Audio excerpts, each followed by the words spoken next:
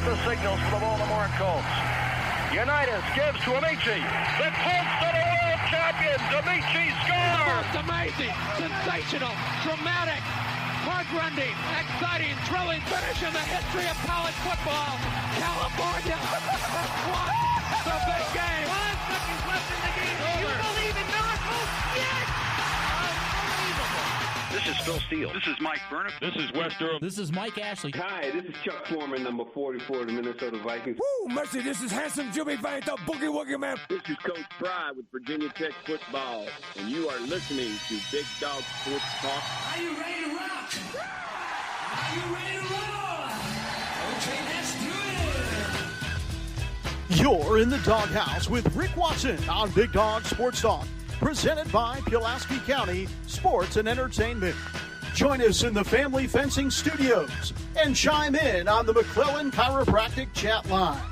He's keeping cool with help from Little River Heating and Air, but this show is straight fire.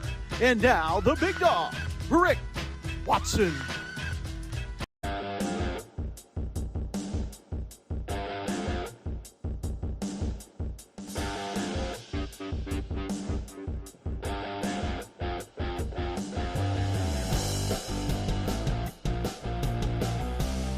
Hey, good morning. How are you? Finally Friday.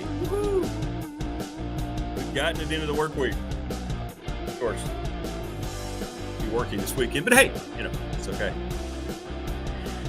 A lot going on today here on a Friday. Good to hear from you. A little generic rock riff that you're allowed to play on YouTube because you can't play any licensed music on YouTube. Hit us up on the McClellan Chiropractic chat line room. Good morning, Paul. Yeah, episode 40. How about that? Wow. Who would have thunk it? Not I. Good morning, Tony.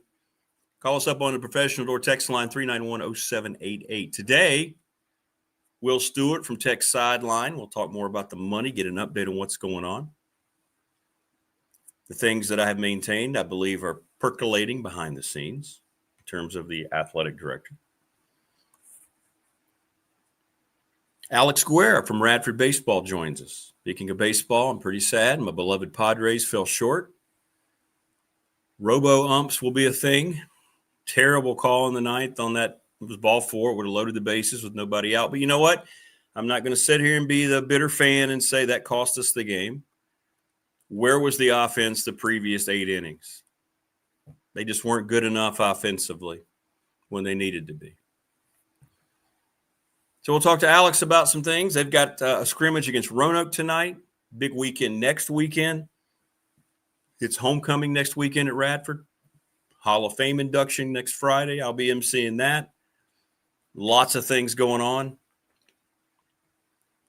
Mike Ashley comes up after Alex, and then Jen stops by for our game picks. I think she beat me up pretty good game-wise this week. So there you go. Every morning, Morris, from the blue waters of the Chesapeake Bay to the hills of Tennessee, now to the waving palms of the Palm Coast. Big Dog Sports Talk is on the air. By the way, thanks for all the great comments. We got a lot of reaction yesterday from Jonathan Sweet. He was terrific. I told you, Pulaski County Sports Entertainment, presenting sponsor of this program. That guy's infectious, isn't he? I mean, he's like a coach. That was fun. Good morning, Prometheus. How are you? So that was great. And thank you for all the great comments. I heard from people throughout the morning, early afternoon, and I love it. I love it when I hear from you on the text line. Remember, you're never bothering me on the text line. I try to answer, get a little busy in my full-time job. So there's nothing personal. It's chilly this morning. It was 45 this morning here in Reiner as I got ready to take my perch here in the Family Fencing BDST studios. You know, Family Fencing, very easy, locally owned and operated to get your privacy set up. No dig installation. They have payment options, free quotes, 540-200-8294, familyfencingnrv.com. Go see them. We mentioned McClellan Chiropractic. We thank them. Mark Hunley and crew. He's the best. Ryan Pry, the attorney, with our BDST fan question of the week. And you know what? It was a no. 701 West Main Street in Radford. The final results are in. We had 92 submissions from you, and it was no. You do not believe that Philip Montgomery should be the next permanent head coach at Virginia Tech. Now, it was maybe too early to ask that question. We'll see if he changes people's mind. But, okay, there you go. Charles Lee, Little River Heating and Air, 1095 Radford Street in Christiansburg. I understand he's going on a much-deserved vacation. A much-deserved vacation. Travis Williams and Professional Door Incorporated, residential commercial garage doors, family-owned and operated, 38 years. They're the sponsor of our text line, 3910788, right across from Community College. National Bank, member FDIC. Thank you, Larry Ramsey. Exclusive banking partner, BDST. They've been my only bank for, well, forever. And once again, I'll mention them, Pulaski County Sports and Entertainment. Thanks to them. And Jonathan Sweet, who joined us yesterday. The guy was, yeah. Good morning, Rodney. High school football Friday. Yeah, we'll get into that. Yeah, big one tonight. Auburn and Giles. And today, by the way, at 8:30 after the show, we've already recorded it, but we'll upload and it'll be live, the 4th and Goal show. And on Farrell's 5, I think Auburn and Giles fans need to pay attention. Did you make plans for the sun? What does that mean, Paul? Let me know what that means. Make plans for the sun. I probably forgot. I probably said something alluding to it. So if I did, my apologies. Reggie, good morning. No Friday night lights for you outside your house tonight as Auburn travels to Giles. True, yeah. Yeah, I'll miss that. Big game, man. Big game. Good morning, Troy. You'll be covering Pulaski County at Christiansburg for the Patriot. Okay. Keep those updates coming, Troy. I'll be at volleyball. They're helpful. Radford Gardner Webb tonight. Interested, Morris says, in what is here in the Palm Coast? ? Forget that. What's mean of me to ask? Yeah, I know. What is it? 75? Is that right? Oh, my window. Paul says. No, I did. No, I didn't have time. I'm going to work on that. I think I have to get some blinds because I'm not a curtains guy. I don't like curtains. You know, we're dudes. A lot of us. Most of us. We don't go somewhere and go, boy, I need to pick out a nice set of drapes.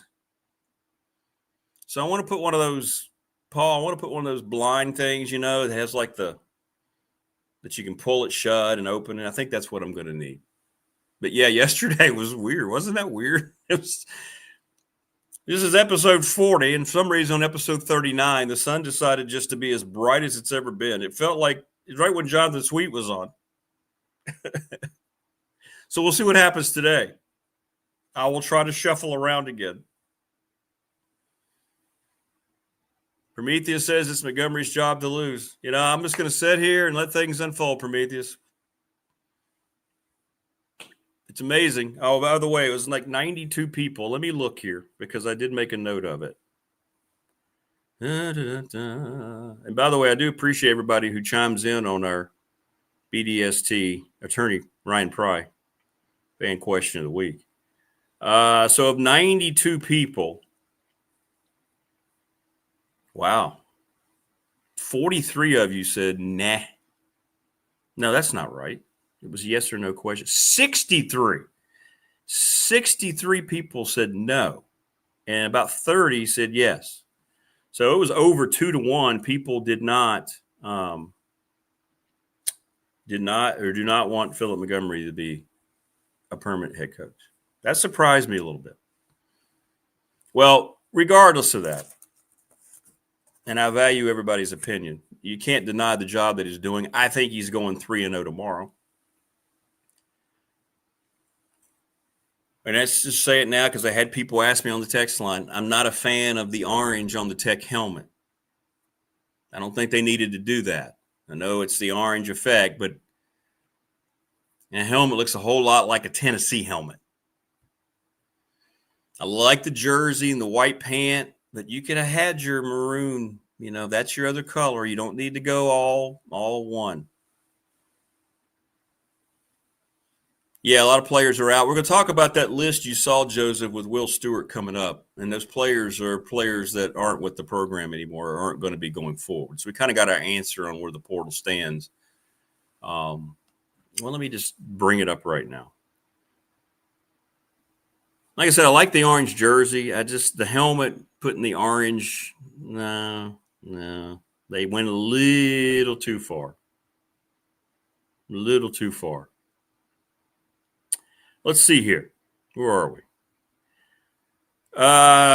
You've got Quentin Reddish out tomorrow. Joshua Clark, Chance Wiggins, Gabe Williams, Jeffrey Overton, Caleb Brown, Caleb Woodson, Brett Clatterbaugh, Sherrod Henderson, James Jeanette, Brody Meadows, L.J. Booker, Joseph Hobbs, Harrison St. Germain, Andrew Hanchuk. Kelvin Adams is questionable. Sherrod Koval, Christian Ellis. So, I think you can read between the lines on the out players and realize that those folks are probably not part of the program anymore. But I'll tell you what, considering everything, I don't think there's anybody, there's a few guys, a few starters that are out. A few. Ryan Price says somebody shared a side-by-side with the Tampa creamsicle uniforms, and they almost match. Yeah, that's a good point. They did, didn't they? I saw that. I don't like that. I think it's okay. You know what? You don't have to do things like that. The maroon would look good because it's already like an orange and maroon stripe on the helmet. It's already out. It's already got the outside lining in orange. You didn't need to make it all orange. Wake's unis look really good. The road unis look good. But no, I didn't like the orange on the helmet.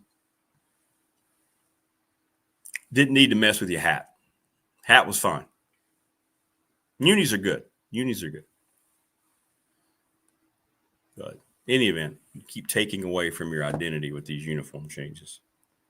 I didn't watch any of the NFL game. I think the 49ers won, didn't they, last night? Yeah, 26-23 in overtime against the Rams. I did see some highlights, and the good news is they both wore proper uniforms. So that's good. That was very exciting. Proper unis are becoming few and far between. Hey, I saw the Jets are going to wear all black.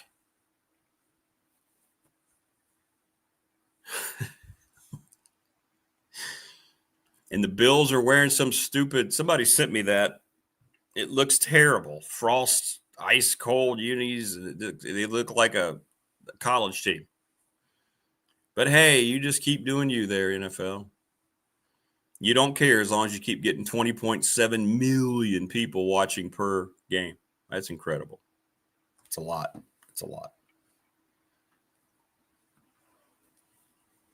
But in any event, we have gotten to Friday, and it's good stuff. Virginia Tech, by the way, many people are asking, still 6.5-point favorites in the game on Saturday. And I think that could go up. You have, by the way, other ACC games, Boston College and Pitt.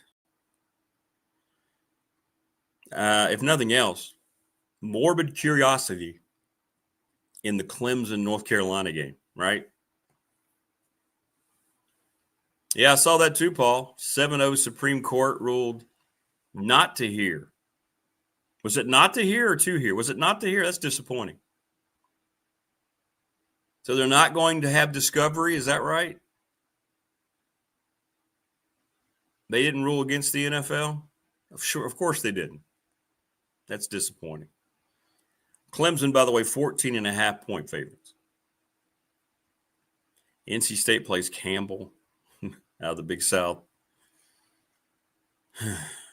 Virginia, Louisville's huge. Huge. That's 3:30. Louisville, 6.5-point favorites. Syracuse and SMU. SMU's been very disappointing. So they rejected it. So no discovery. Shocker. Gee, I wonder how much the NFL lawyers decided to offer for that decision. Miami, Florida State. That's tomorrow night. I'll get home from soccer to see most of that second half. No, probably all the second half. Yeah, because we start at 6 tomorrow night. Miami, going to Tallahassee, and then Duke and Cali if you want to stay up late. And I think Duke will take care of business. I feel like Duke is going to be just watching them. I was really impressed against Syracuse. They did a lot of good stuff. Red Sox eliminated by the Yankees last night.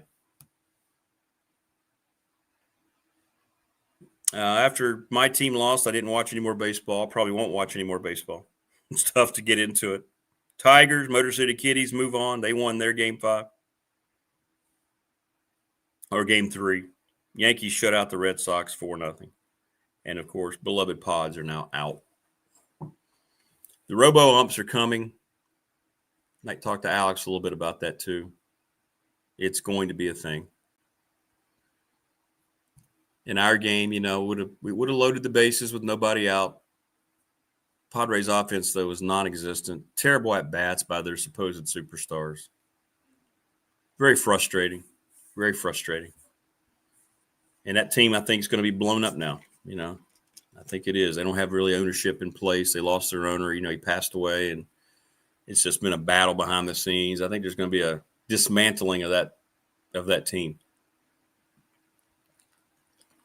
They made the playoffs, the last 4 years, and now you feel like your window is just dried up. It doesn't last long. Certain, teams like the Dodgers and the Yankees, and, they're going to be able to make it last. But, pretty disappointing. Oh, is that tonight, West Virginia and Utah? Ooh, that won't go well for the Mounties. That's not going to go well. The couch burners. That was good. I like that. The couch burners. It's BYU. That's right. Not Utah. BYU. Ooh, that'll be even worse. Boy, playing the Cougars out in Provo.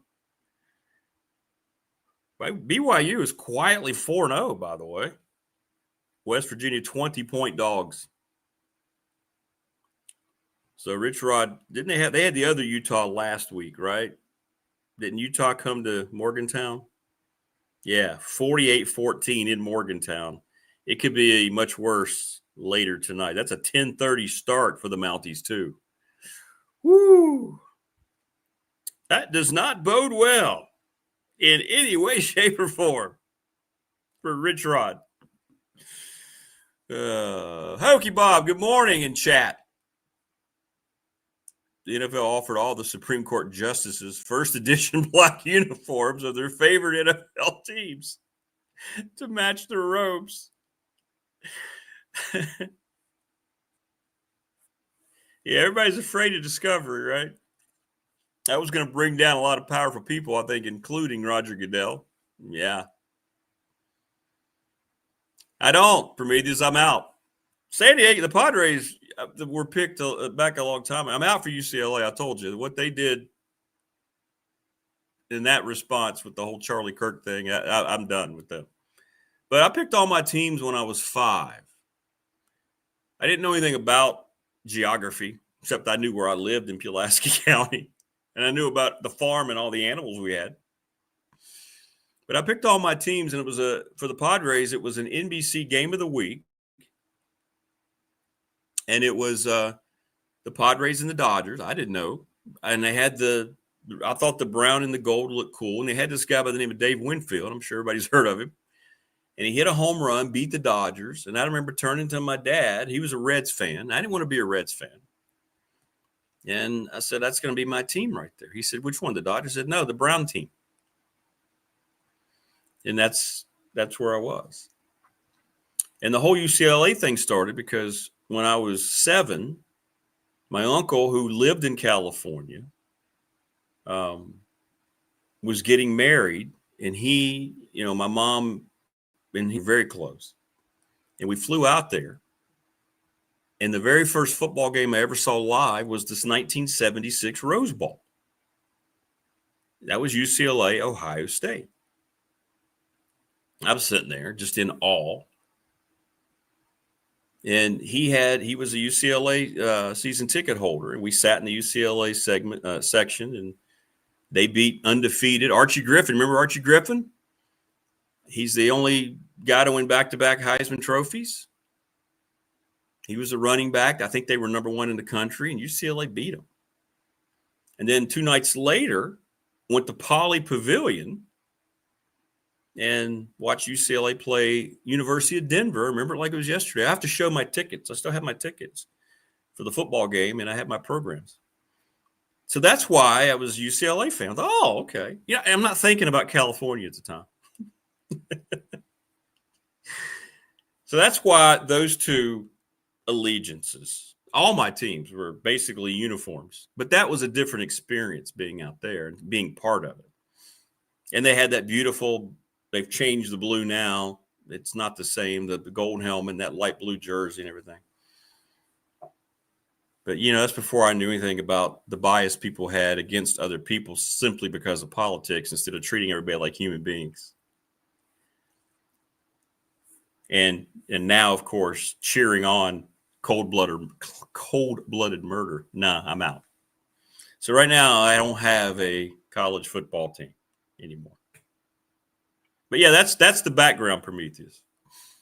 But I'll have to, next week I'll do that. I'll bring it's cool. I kept all that stuff. It brings back those memories, and I have all that. So it's kind of cool. It's kind of cool. But yeah, I'm out now. I can't subscribe to anyone who puts politics over human decency on either side. I'm just tired. I'm over it. I'm tired of it. It's ridiculous what this country's become in that regard. Joseph says Virginia Tech should switch to all cotton uniforms like the Yankees did. I don't know. It's going to shrink. They're going to shrink. It's what George found out at Buck Showalter.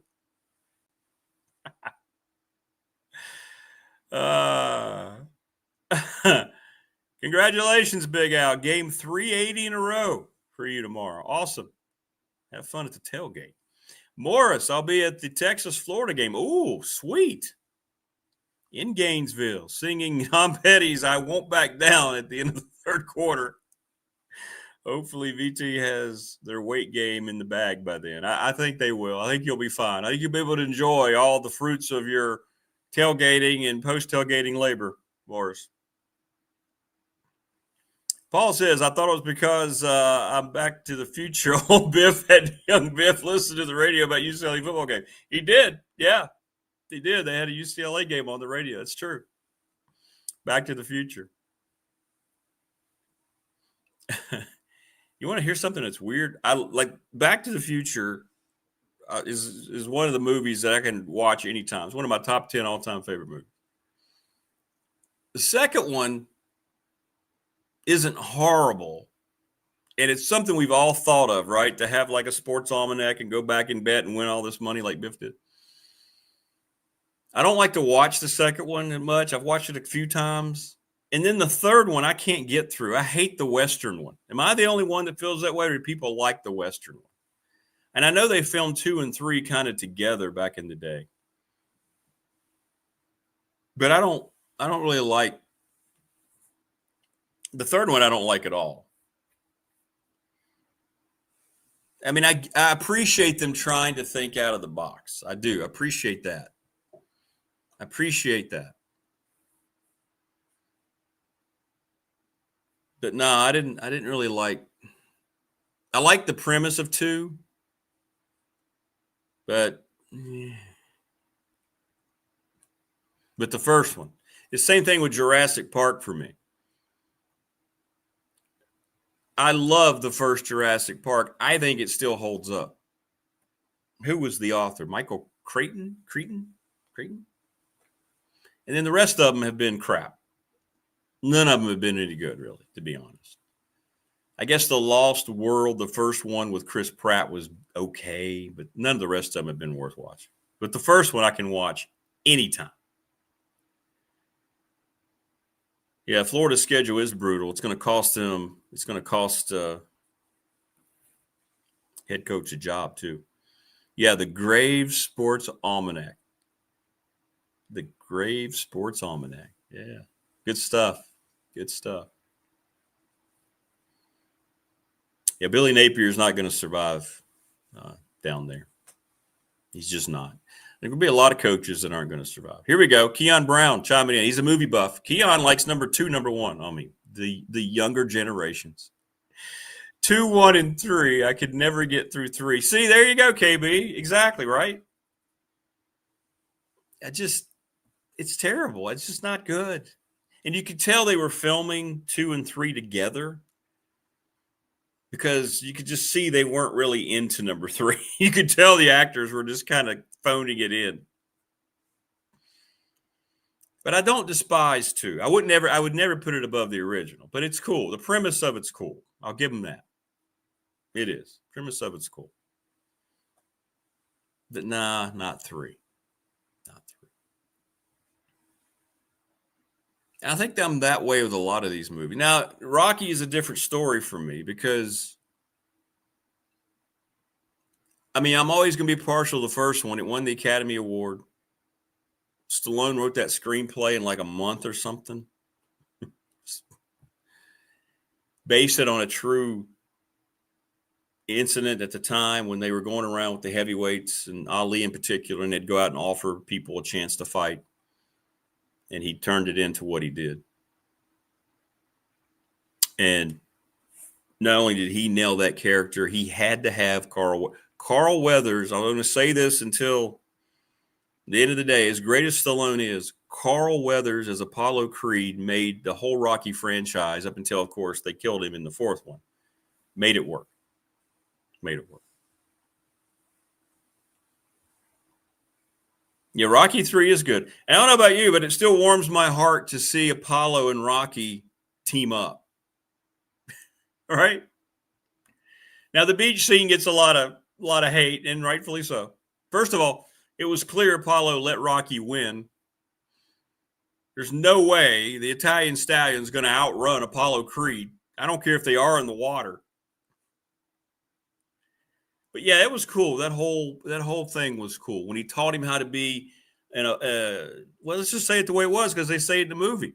Apollo teaches him how to be a black fighter, the footwork. And that's so real as somebody who did it for a while. Learning a new technique.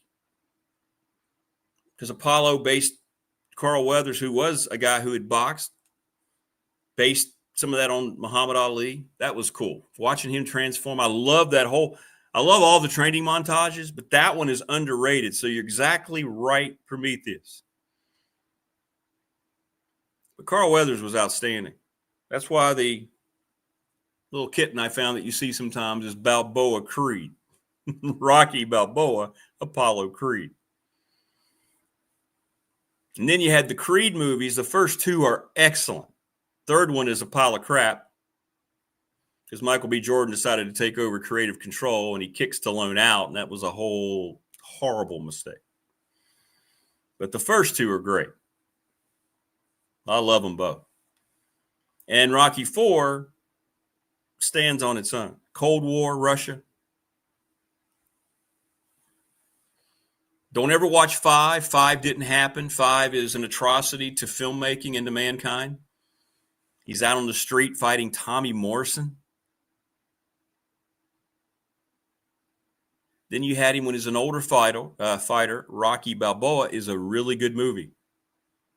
If you haven't seen Rocky Balboa, you should watch it.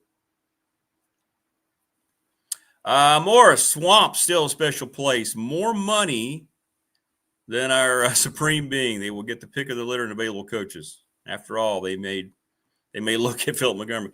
There's no doubt Florida will never have a resource crunch like Virginia Tech just had to kind of battle their way through.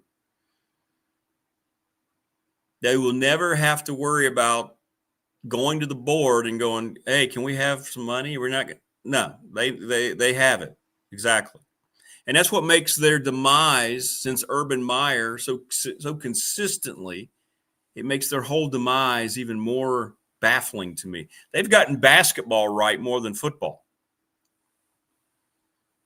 Right?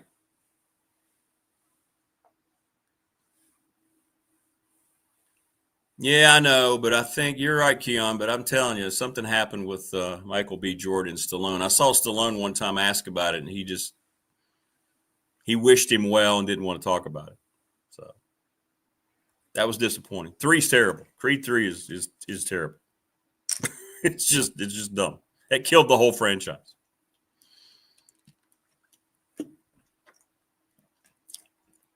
But the first 2 are outstanding. The first one in particular, the way they worked Apollo in. Good morning, Garrett. Oregon running back Mekhi Hughes has requested a red shirt for the remainder of the season after rushing for 1,400 yards and 14 TDs last season at Tulane. Wow, really? Well, and that's where you get into the gray area, right? You're going to red shirt, but see, here's where schools need to be protected, and this is what's going on with Holloway and Tech. You say, hey, I'm going to red shirt, but I'm not going anywhere. And you know they're going somewhere. So there's doing that to try to protect their money, and that's when you lose your money. As soon as you want a red shirt or not play, then just end it. You're not getting paid anymore. That's the way it should be.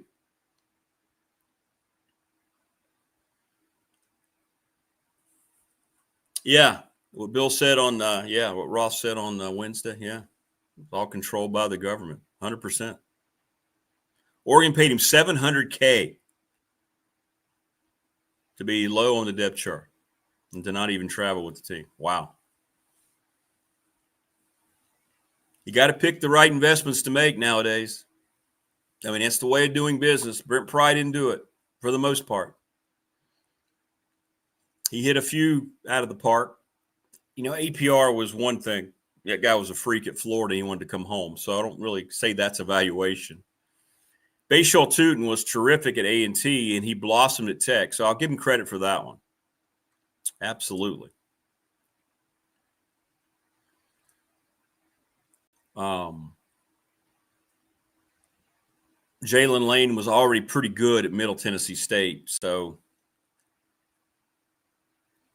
but you've got to make the proper evaluations, or you're not going to make it. You're going to have money.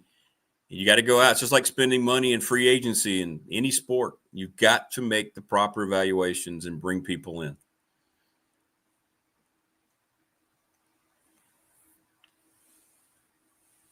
Prometheus, you know, there's something to that. It seems like all the money has kind of gone to their head. Like Andy said, they want a big name guy. And I just simply ask the question, and I'll ask Will coming up here, who's that going to be? Who is that big name guy? I just want to know. Give me some names that you think would be good that actually make sense. That you think you're going to pry away from a current program if you want a guy like Matt Campbell, who wanted the job 4 years ago. Could have already had him.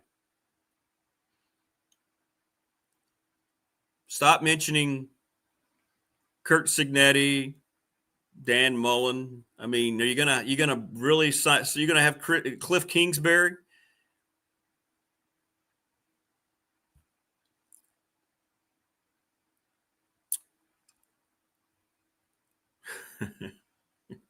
Rocky V. Apollo and Rocky go after their retirement homeowners for discontinuing the fruit cut option on Friday night. Yeah, Rocky V is, I don't know what that was. I have no idea what that was. Whatever Rocky V was, it needs to never be again. Terrible, terrible movie. Whew. Stallone said he regretted making that movie, or at least going forward with it the way it was presented. I think that's one where he kind of lost creative control.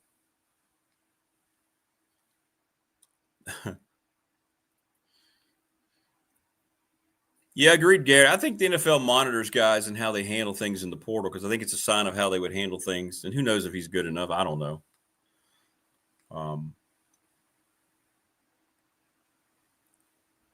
I don't know. I don't know. But, yeah, I think the NFL monitors how people handle their business at college with money, with all the money that's involved and so forth.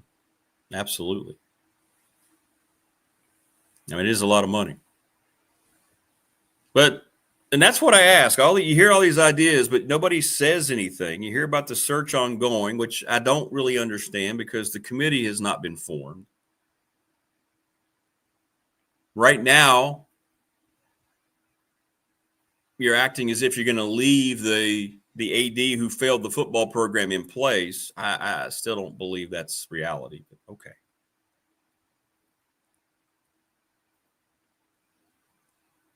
It just seems like, again, and this is why David Teal was so frustrated on Wednesday. It's awfully buttoned up. Can you just let somebody know? Are they letting all these folks that they're counting on to invest more money? Are they letting them know what's going on? Or are we all just kind of sitting around? You know, apparently they're close to hiring a GM. Hasn't been one word out. Then we'll ask Will all these questions. Are they really close? I don't know. Did they turn that whole thing over to Bruce Arians? Maybe they did. Because there's nobody there. I mean, you're not going to let Whit Babcock have any say over the GM, are you? After everything else? I mean, I'm just saying, I don't know. Yeah, the Supreme Court unis was good.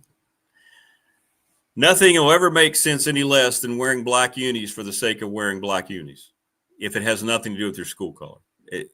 Don't tell me it's about recruiting. Guys don't give a damn anymore. All they care about is green money.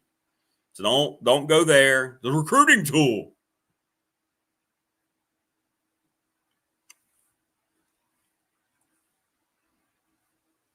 I just go back to Nick Saban because he addressed this. This is when Alabama was winning national titles and he was bringing in whomever he wanted because of the Alabama Mafia before the NIL. Nike wanted them to wear a black uniform because of reasons. And Nick Saban immediately, nobody was more powerful down in Alabama, not the AD, not the president, not boosters. The Mafia they appointed Nick Saban, and rightfully so, the supreme authority in Tuscaloosa while he was doing his thing and cementing his place arguably as the greatest college football coach ever, certainly in the modern era. And he said he got on the phone with Nike and said, here's our uniform. Crimson helmet, crimson jersey, white pant, the Alabama stripes. That's our home jersey on the road. Crimson helmet, white jersey, white pants. We're Alabama. We don't need gimmicks. When people see that crimson, they know exactly who you're talking about with the numbers on the side. They wanted to put some funky logo, special, like the elephant, I think. I think it was the elephant. And Saban said, nah, no. It's one of the few times, I don't think any other coach has that power. But that ended.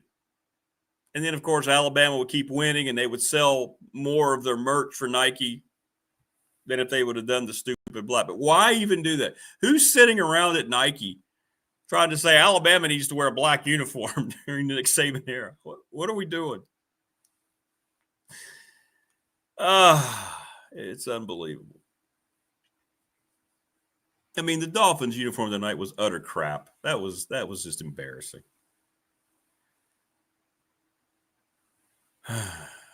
Yeah, it's a great point for me. This talking about going for a big name coach. We've seen this at Texas, Tennessee, Florida. They go after that big name, big buzz name, and then they're out 3 years later.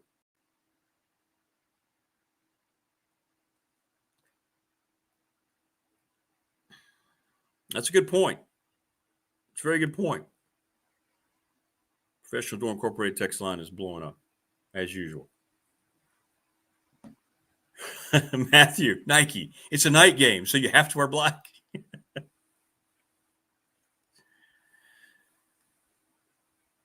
Yeah, I hate it. I hate the whole politics in sport. I hate the NFL has continued to. I hate that all the leagues do. It's just sports is supposed to be an escape. And all politics does is divide people. We're already divided enough. I hate it. I hate the whole mindset about it. So I agree with you, Paul. Sports is supposed to be unity. I mean, all that matters is if your teammate's wearing the same uniform you are. It doesn't matter if they grew up with you. It doesn't matter what color they are. It doesn't matter their religion. It doesn't matter their politics. It doesn't matter their upbringing. They're your teammate. And I grew up that way. I know it's an innocent way to look at it, but they were your teammates. You would do anything for them. You were family. Now there's just so much division, even amongst teams. It's just, I can't stand it. But the professional leagues are the ones that are doing it. Colleges are doing it. I mean, everybody keeps incorporating nobody wants that. It's like in movies. That's why movies are all crap now. These studios, they're so slanted one way politically. They want to put all this messaging in their movie. You see all the stuff that's happening with Netflix. Trying to groom children a certain mindset. They got nailed on that. They've lost billions of dollars over the past 3 or 4 days. I don't understand why it has to be that way, why we're in this position. But here we are.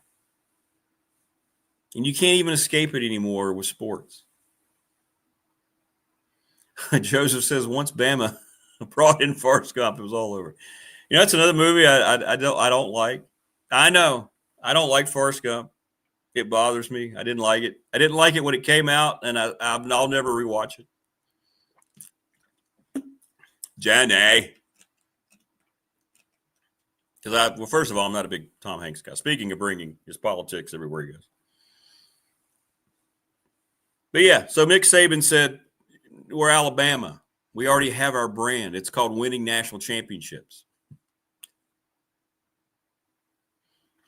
Now, the Oakland Raiders wear black already. I don't know, maybe other than the Green Bay Packers green and gold. Cowboys, you can argue, whomever, but there may not be a more recognizable uniform than the silver and black. Now, I'm a Broncos fan, so it makes me not be able to like the Raiders, but they have that classic logo. Al Davis designed those unis. You know, when the Raiders started, they weren't silver and black. They were kind of an old gold and black. I want to say 1960 and 61 back in the AFL.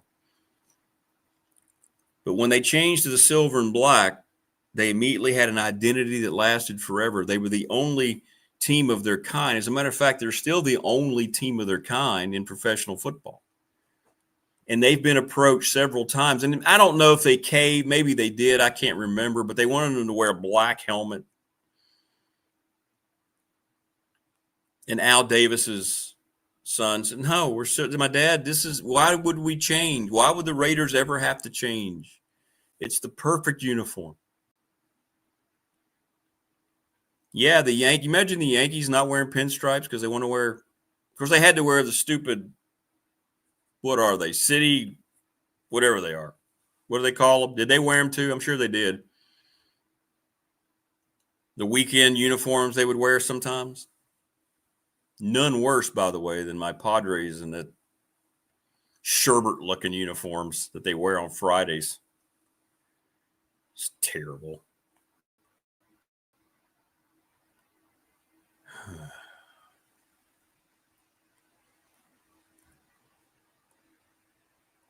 Just terrible.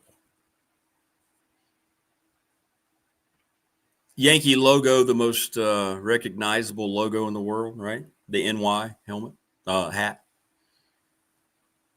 And somebody explain this to me. Why would you buy a hat? Let's say you bought a Yankees hat just because you wanted to wear it. Yet, why would you go out and buy like a purple, lime green, red Yankees hat?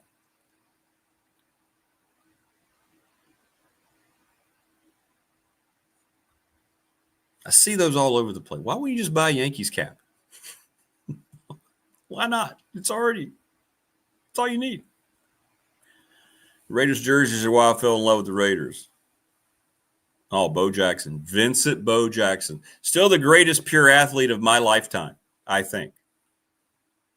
So horrible what happened to him when he hurt his hip. When you see the Bo Jackson football highlight reel and what he was doing in baseball, whew, they don't make human beings very often the way they made Bo Jackson.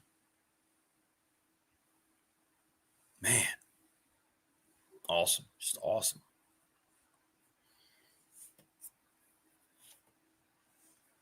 They had Bo and Marcus Allen in that backfield at one time.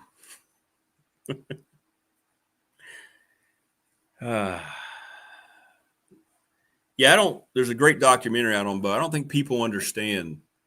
Younger generations have no idea. They see athletes today and they think, oh, wow, there's never been anybody like that. Yeah. Let me show you the Auburn/Raiders highlight reel of Bo Jackson. Good Lord. The classic run against the Seahawks on Monday Night Football when he ran through the tunnel and he ran over Brian Bosworth at the goal line, put him flat on his back.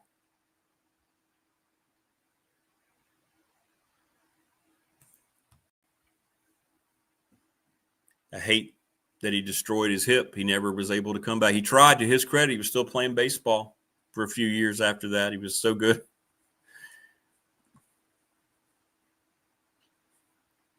Oh, boy, that'd be a fun debate.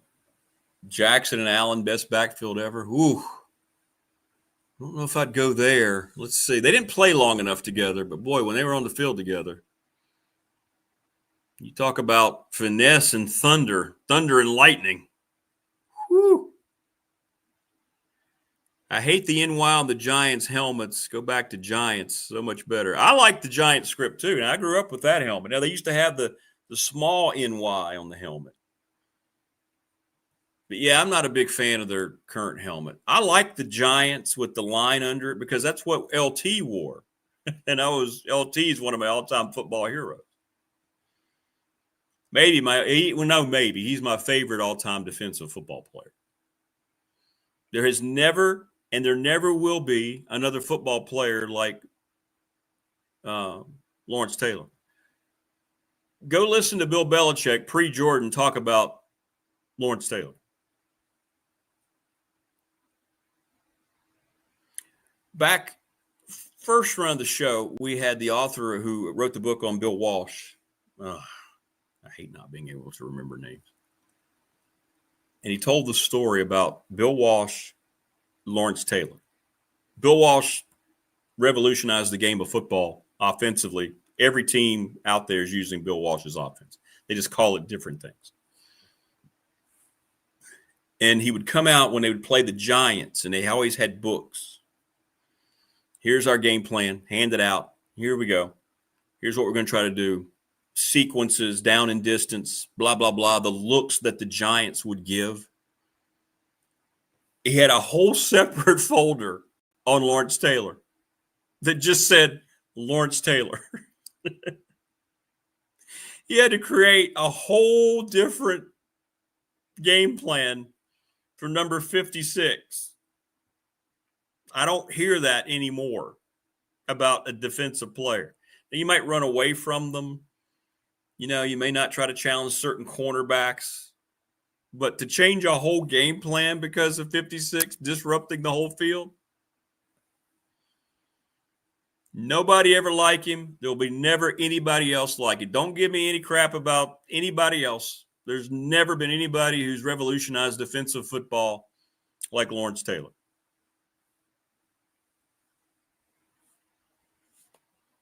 And yes, he did play many of his games hepped up on cocaine. It's in his biography. Many guys did at that time. They just weren't Lawrence Taylor.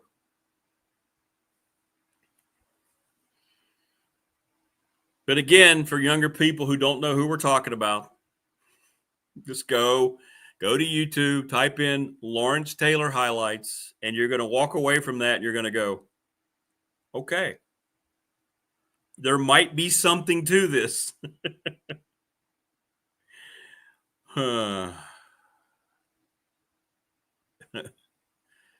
Man, that guy was good.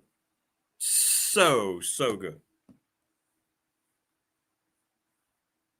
Yeah, you could see it in there. And, and the old big dog opens, let's go out there like a bunch of crazed dogs and have some fun. That's him. What hour did I have that? Was that 1 or 2? I wonder if do I still have that? What's the new one? What's the old one? Let's see here. Let's play it. Let's just play it. Like a bunch of crazed dogs. Have some fun. If we die together. You can get it done. You can get it done. What's more? You gotta get it done. Gleam, man. There's a gleam. Yeah, you heard it, right? Let's get the gleam. All right, let's go. Want a piece of that? All right, let's go ahead and play it again. It's the very first line. Here you go. This is LT. Piece of that championship. No. You got to wait a little bit. Hey, guys, where else would you rather be? Oh, for the love of God. Let me play this one. Okay, let's go. Hey, baby, let's go out there like a bunch of crazed dogs. Have some fun. If we die. Let's go out there like a bunch of crazed dogs and have some fun. There you go. I did find it.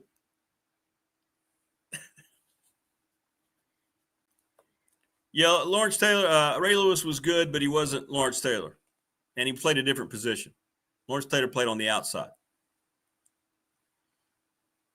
But Ray Lewis was a really good football player. Very good football player. Yeah, Zonka and Morris, yeah. That's the original Thunder and Lightning, right? During the Dolphins Super Bowl run. When they didn't wear black, by the way. Go figure.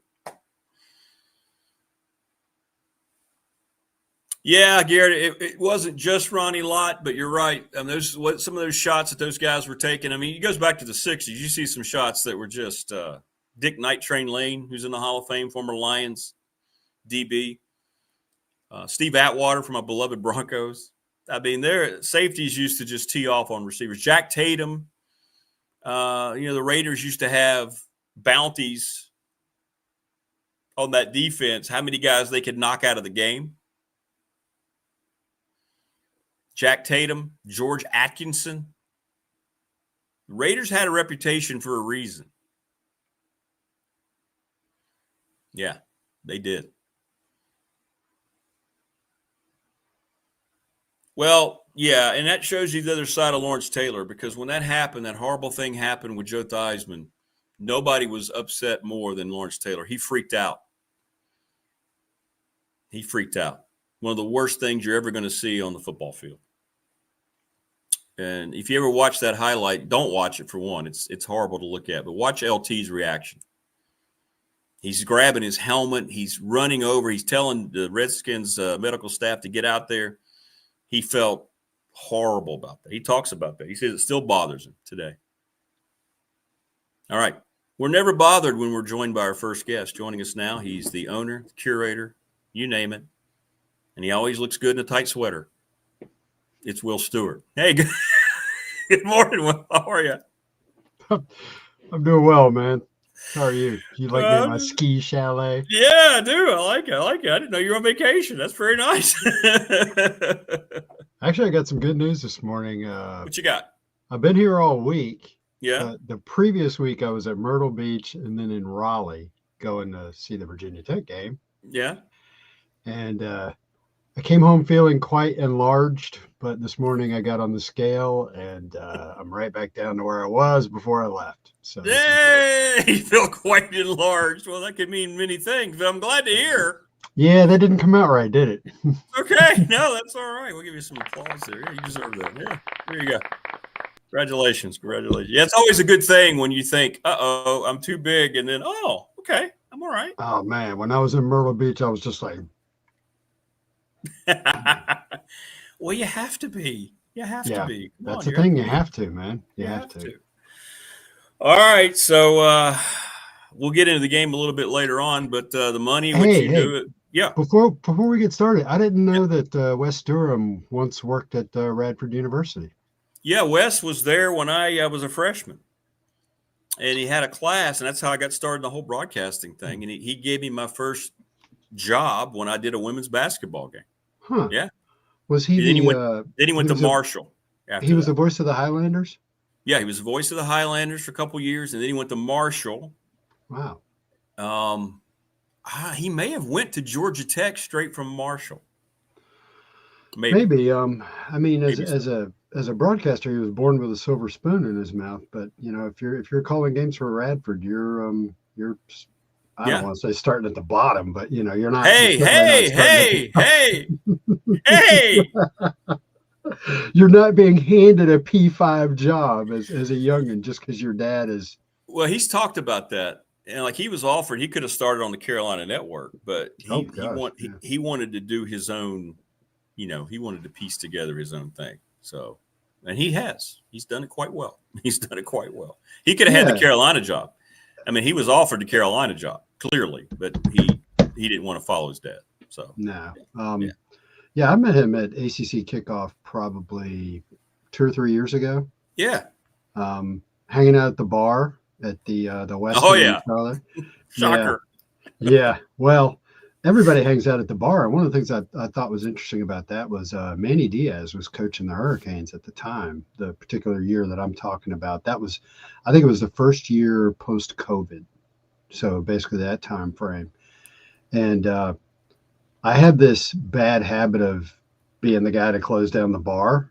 I just like hanging out and talking and that kind of stuff. And Manny and a couple of people who were with him we were like the last 4 or 5 people at the bar that night. So now Manny behaved. Every time I tell the story, I'm like, he totally behaved. It wasn't like he was all like, hanging out till 2 a.m. at a bar. But I always remember that about him, that and he's a handsome man in person. So is he? Okay. he was not that great of a coach at Miami, but he's found a really good spot at Duke, and they're doing well with him coaching them. Yeah, and they look good. I think they're going to have a strong second part of the season. Well, they're a better program than Virginia Tech right now. So yeah, we segue into Hokie talk. They are. Money is going to be there going forward. Where are we? I mean, you see things all the time. You hear things. Are they really close to hiring a GM? I know something apparently showed up on your site. Yes. People were sending it to me because I've maintained that Whit won't be around after October 9th. And somebody posted that he's indeed retiring October the 9th. And then somebody said they were just about to name a GM. How accurate are either of these things? Well, the thing about adding a GM is very accurate. We got that from a very good source close to what's going on. As a matter of fact, on our podcast yesterday, Chris Coleman said it's a VOV source, that the GM is going to be added soon. What does that mean? We don't know. Is that 2 days from now or 2 weeks from now? How do you define soon? Yeah. So, that is a thing. And this particular source feels very good about the money and where it's going to come from. They're talking about adding, I think, $50 million in the first year and then $60 million a year in years 2, 3, and 4. They're only talking about 4 years at this point. And they feel very good about that money being available. I don't want to use the word sketchy, but that's the first word that comes to mind. The iffy thing about all that money is that half of it is going to come from philanthropy, which means it's going to come from fundraising and come from the fans. Right. And that is that's a difficult ask, because Hokie fans donate 30 to 35 million a year right now, and you're asking them to basically double that. Now, that said, the corollary to that is that the fundraising operation has never been as efficient as it could be over there. So how much more can you raise? If you have a properly staffed, properly run fundraising operation. So we also hear that the search committee is going to be announced very soon, maybe today. Really? Okay. Yeah. You're going to hear some stuff today. Pay attention to official Virginia Tech channels, and I'm not, and I'll just leave it at that. So we are told you're going to hear some news today. Okay. Now, as far as Whit goes, the October 9th thing, you start hearing rumors, or you start hearing information. And one of the things that happens is it takes on a life of its own, where somebody hears October 9th and somebody else hears October 9th. And we still don't know if it's going to be the announcement of his retirement or just the announcement of him being transitioned into a different role. We don't know. I still think that's an ongoing battle. But anyway, you hear October 9th here and you hear it there, and then it takes on a life of its own. People just start repeating it to each other, and they all say they have a good source, and it becomes a thing in and of its own. But so what day is that? That would be next Thursday. Yes. Correct. Next Thursday. Today's the 3rd, right? Yeah. Right. So that's everything I got as far as that goes. So one of the things I said on our podcast yesterday, I wanted to repeat it here, is that we that are close to this situation, we slice and dice it and we analyze it and we wonder where the money's coming from and who's the GM going to report to. But what's being said nationally is the headline is Virginia Tech to add $229 million to its athletics budget over the next 4 years. And so if you're just scrolling and you read the headline, you're like, wow, Virginia Tech's getting all serious. If you know something about the finances of college athletics, you know that that's an extra $50 million a year. And that, I doubt people nationally are sitting around with Virginia Tech's budget figure in their head. But if they know that a school like Tech is in $135 to $150 million range, then they know that'll bump them up to $200 million, and they know that is serious jack.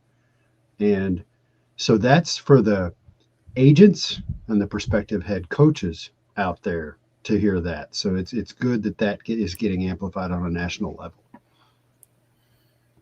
Have you heard any names specifically tied in to who they're going to announce as the general manager? Is that the best way to say it?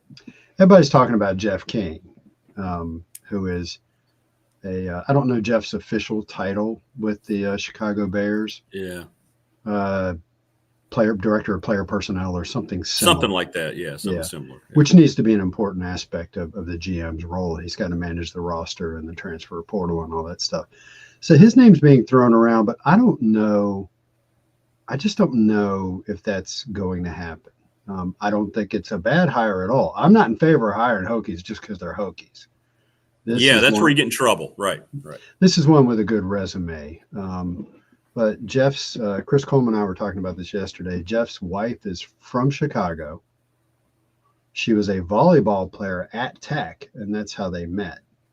Now they're back in Chicago, so you got to figure she's loving life up there. But does she have an affinity or attachment to Virginia Tech? How would she feel if Jeff came and said, "Oh, they offered me this job, honey. What do you think?" So that's the only name we've heard. No, they're not going to hire Bruce Arians to do that job, or Bruce Smith. You want to throw a bunch of Bruces out. So Jeff King's the only name we've heard, but I don't know how serious that is, Rick. I don't know if it's just people talking. Although we do know, like I said, he is/was being considered.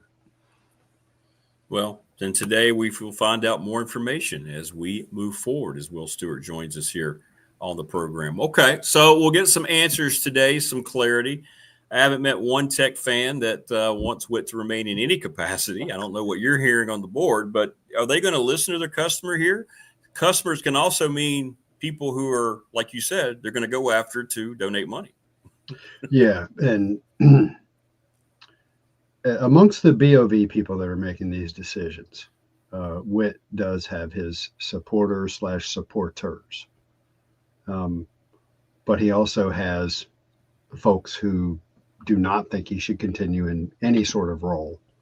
And in my communications with people who are in that decision-making process, I've told them, one of the things I try to do when I talk to folks who are very well connected and are part of the BOV and stuff like that is I use the phrase common fan over and over and over when talking to these people to let them know that the perspective I'm giving them is a perspective of the people who populate my message boards. I'm not giving them the perspective of rich donors. I'm not texting Mihal and then telling BOV members what Mihal thinks. And again, I'm always careful to say this. I like Whit. Whit's been very good to us, but the fact of the matter is the fan base has lost confidence in him and does not want him around the athletic program. and this is going to sound harsh, but in any capacity. Right. If he is some sort of administrator who's in charge of maybe some of the Olympic programs and things like that, he's kept around for his many years of expertise and all that. Fans still feel that it's just a bad idea to have him around, and in any capacity. And I'll just leave it at that. So when I communicate upwards, that's what I communicate. Like, the fans don't want him around. And I hate to say that stuff about Whit, because I know Whit nobody likes to hear that kind of thing. No. But it is what it is. So I don't know how that's going to resolve itself. I still think it's being battled out. Yeah. It just feels like, again, you're putting something in there that shouldn't be. You're putting something in the way, and the way they're going. We'll see. We'll see. Go ahead. Yeah. So one of the things that is being said by a lot of fans is that you need to just sweep everything off the table. The number 25 jersey, the Beamer Ball references, not the lunch pail and not Enter Sandman, but let's make a break from the past. Yeah. And that includes Whit, just really the question you always ask in business is, if I was designing this thing from a clean sheet of paper, how would I build it? Build it that way. It's time. Everybody loves and respects what's happened to Virginia Tech in the past, but it's time to move on. Agreed. And when we had Dwight Vick on, he talks to 30 or 40 of those core players, those guys, they all want that go. They feel the same way. So the former players like him. Yeah, they don't want they want all that stuff gone too. They don't want the 25. They look, and those are guys who were there right there in it. Saying, they have an affinity for Frank and the program and everything. Yeah, right. And we need to start over. You need to get rid of all that. Nobody's earned any of that stuff. First of all, let's just make it let the new coach do his thing. So that tells you a lot right there, that the people making the decisions have this mindset, but even the guys who were there during that, when it was all being implemented, are like, no, let's retire that. I think that's very interesting. Yeah, and it's easy to say, well, they should have done that in 2016 when they hired Justin Fuente, but you just don't do that. These things take time. They have to work their way through the system and through the psyche.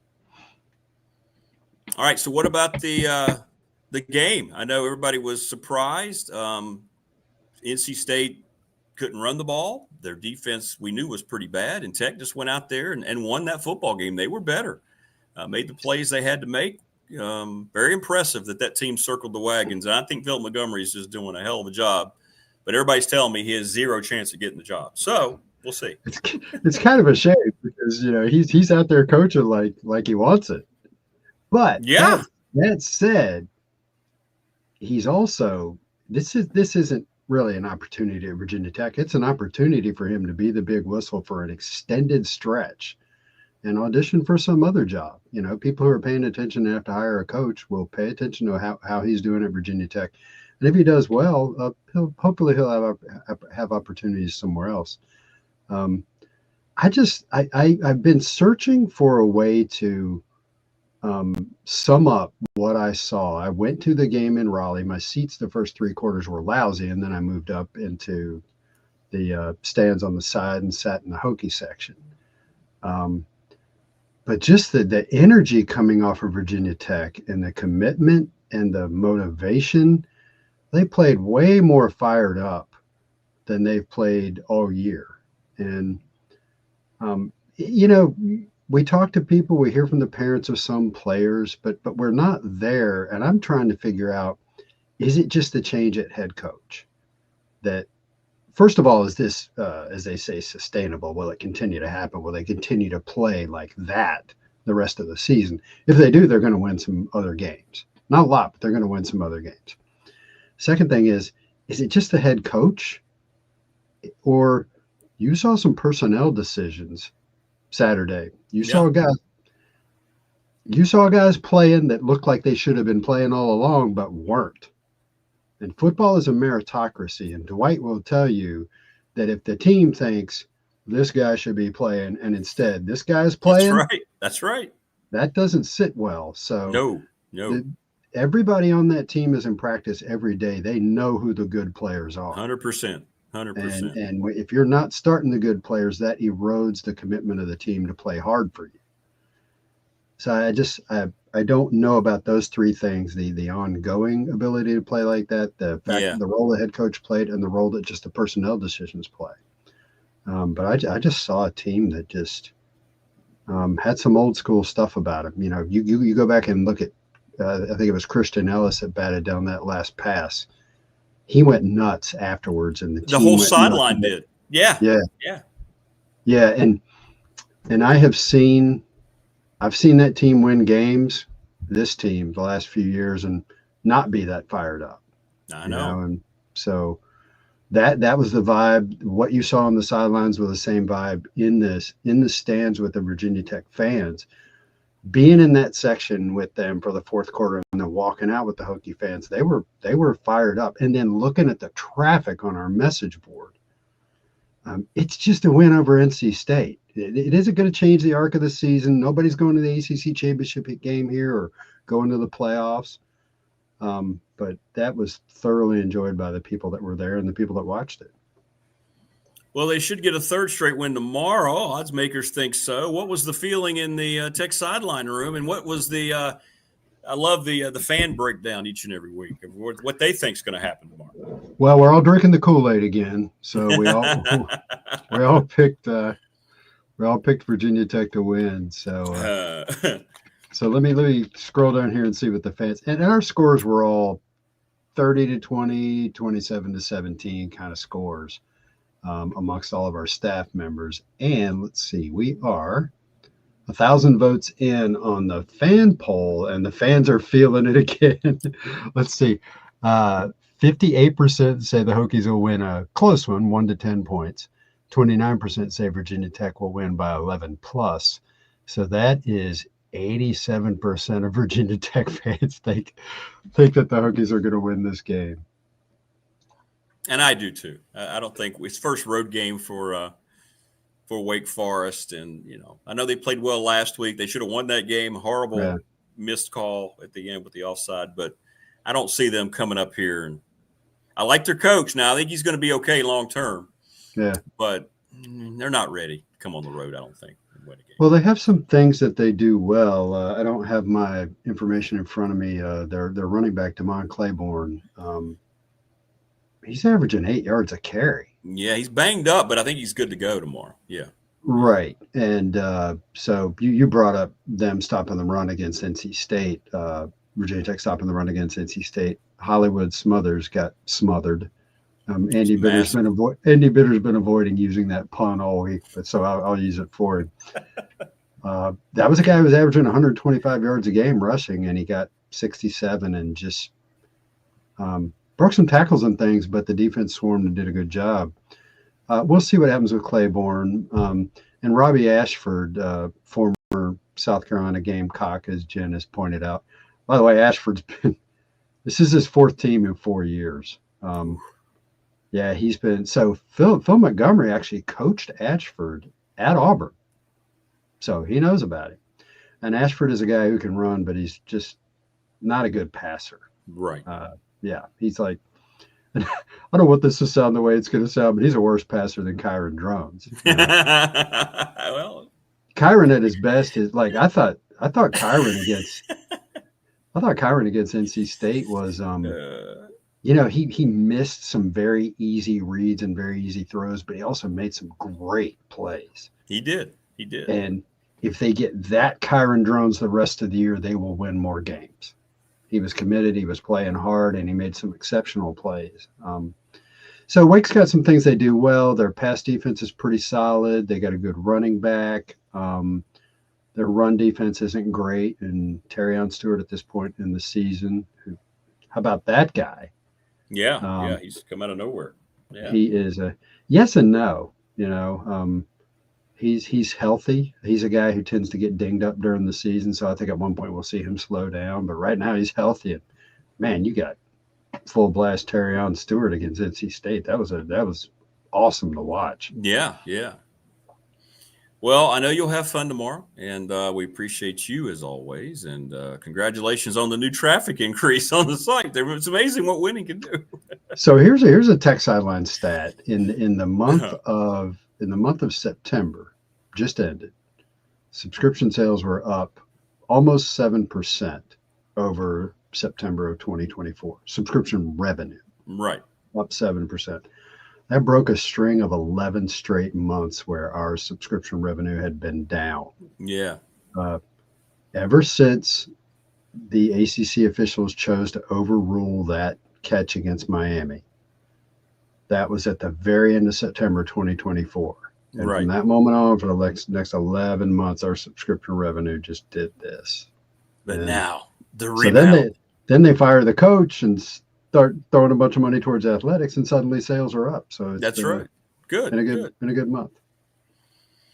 Well, have fun tomorrow, and I think you're going to be talking about 3 straight wins next week. I really do. So, well, I hope so. It's a 1:00 kickoff, so there won't be too much fun had. You can only get out there so early. Yeah, you can't get out there that early. Yeah, exactly. No. Exactly.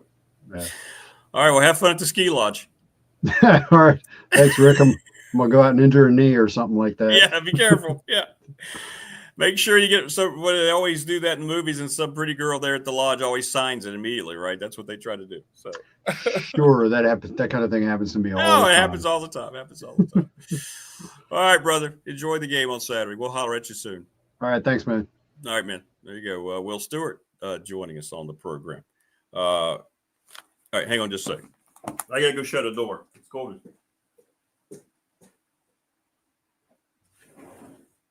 There we go.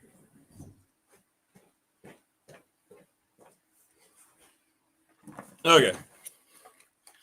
I always leave that door a little cracked, but it's a little chilly this morning. So anyway, I'm back now. All right, we're going to keep it rolling. Mike Ashley coming up, and then Jen the Gamecock Girl joining us now on the program. He's the head baseball coach at Radford University. There he is, Alex Guerra. What's up, baby? Good morning, brother. How you doing? Good morning. Good, man.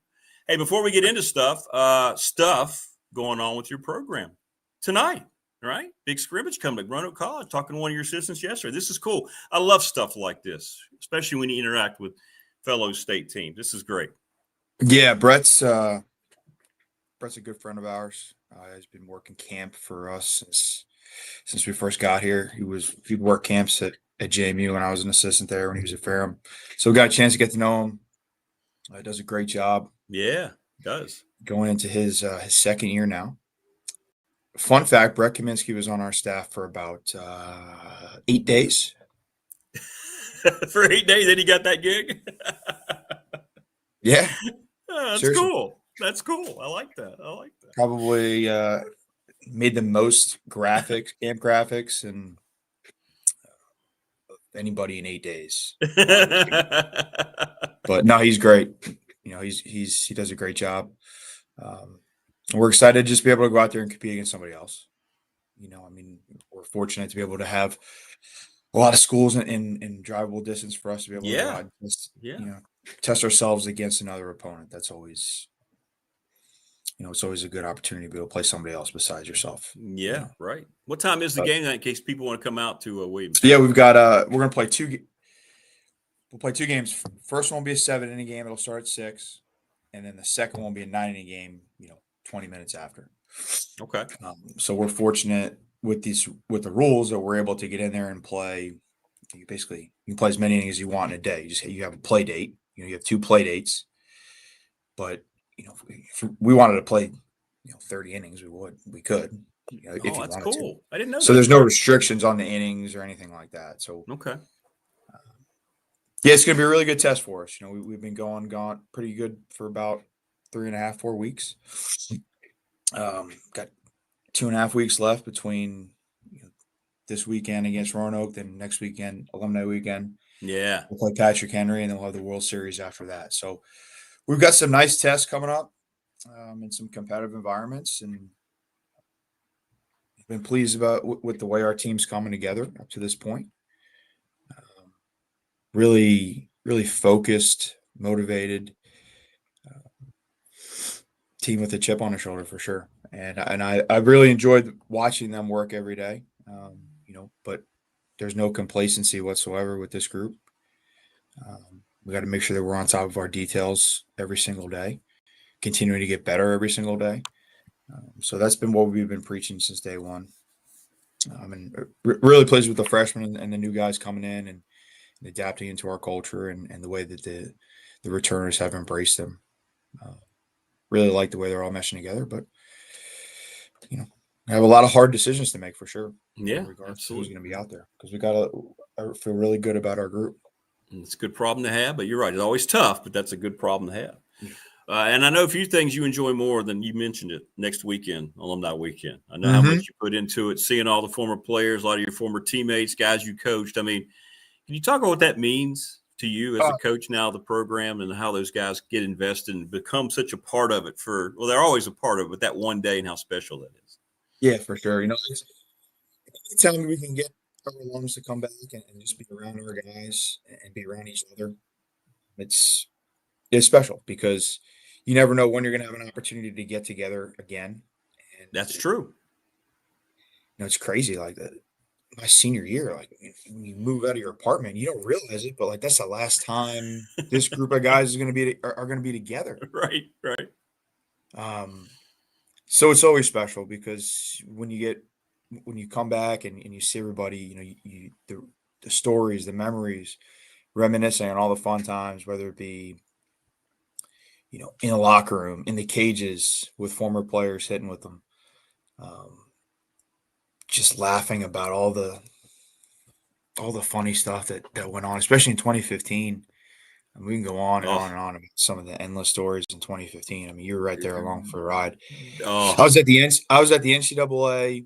Man, I was at the NCAA national office a couple weeks ago, and one of the guys that was there mentioned Tom Galbraith, and the first thing that I thought of was some of the funny stories that we had back in 2015, and it's just like that's where it goes to. But our alumni group is a special group. They always have been. It's what makes this job that much more special. Being a head coach in Division I or in college in general, like I understand how precious and how hard it is to get these jobs. So when you have an opportunity to coach at your alma mater and represent the group that has built this program, some of your best friends, some of the people that mean the world to you, guys that you've coached, it's awesome. It's hard to put into, like I said, it's hard to put into words. It's humbling. I just want our guys to come around as much as possible. I want them to come back as much as possible. We try to do as much as we can. I know it's at times it's just a tough area to get to, especially when you have a family, but the support of the alums have been unbelievable ever since I've got here. So yeah, I'm excited to see everybody next week. We'll have the golf tournament on Friday, and then we'll have our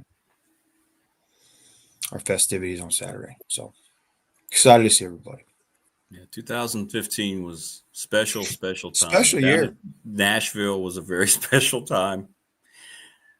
For different reasons I won't go into. A lot of us may not remember everything that happened certain times in Nashville, but I do remember all of us up there singing karaoke with Tom Galbraith being the lead for Church of the Poison Mind. Yeah. The lead. Absolutely. The lead.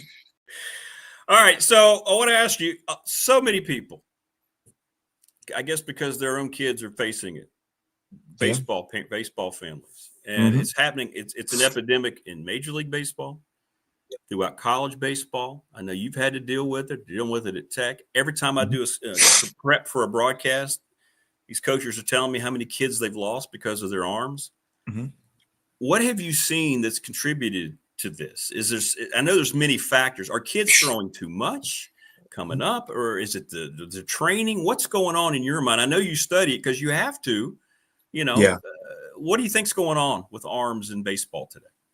Well, the first thing is your arm action. It's not a natural motion. You're going over the top. It's much easier. It's a much more natural motion for you to be throwing underhand. Think about how you walk. Your arms are dangling around your legs, like you're just doing this. That's why the softball pitchers, they don't get hurt. They just get tired and sore. But the motion of throwing a baseball it's not a natural movement, right? So you only have so many bullets in that thing, to be honest with you, especially from the pitcher side of it. I think guys are throwing way too much at a young age. I mean, you see kids that are playing in tournaments like in January, Yeah, or November, or December. Like, what are you doing? Like, there needs to be some type of shutdown period. Not completely off, but as far as what their schedule looks like, even in the, and then you look at it in the summertime. They're not on a specific like bullpen schedule, training schedule. I mean, you'll see a kid throw on a Thursday, and then a Saturday, and then come back on a Sunday. The turn, and then throw out a camp in the middle of the week. I that's the first part. I think the training has gotten really advanced in a great way. I really believe that. I think baseball training has made players so much better at such an early age. But what you're seeing is guys throwing harder at an earlier age. Yeah, right. Now, if you throw 90 miles an hour as a junior, like it's like you're kind of in that boat of, okay, like I don't say everybody else, but it's not the commodity that it was back in when I was an assistant here. Yeah, right. If you're mid to upper 80s as a junior going into your senior year in the summer, if you're upper 80s touching 90, I mean, everybody in the state / Mid-Atlantic would be on you or watching. Yeah, right. So kids are throwing harder at an earlier age. I think the ramp up period of when they get going, it's either, I personally would think that it's not enough, like getting going. Yeah, yeah. Like I think what they're doing from a training standpoint of getting ready to pitch in the springtime, it's probably such a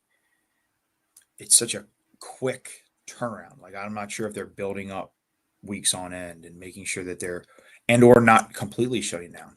Like there's been more studies now where complete shutdowns are not good for your arm. Like yeah, right. Keep moving and keep it flowing. I think the quality of guys' arm actions as well. Like if you grow up and you don't know how to throw, or you're not throwing properly, or you're throwing in an unorthodox way, and you just rep that out, but you start to throw hard, but you have a funky arm action. Well, now you're talking about a mechanical issue. Where your arm is late, your elbow is climbing, you may throw hard. Yeah, putting a lot of strain on that ulnar nerve. And I do think like pitch counts, like they do come into play as well. Sure. When you talked about this here, I went back and I looked. It's not like I think Scott Rouse maybe. Yeah. Or Dylan, one of Dylan's games. Maybe they threw 100 pitches.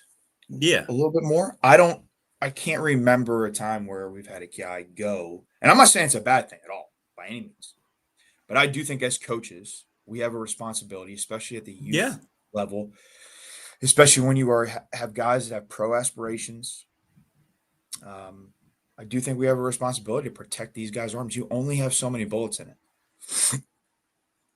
I mean, bless his heart, but like Raymond, when he had Tommy John last year, like I don't want to say this in a bad way because we've spoken to Ray about this before, and he knows like at some point we had a really good feeling that Ray was going to have to get Tommy John, whether it was here, whether he was in pro ball, like it didn't at some point. Why? Because he threw a lot, and he was borderline on that mechanical move where it was like, okay, if he continues to throw as much as he's throwing, right, like it's probably going to happen.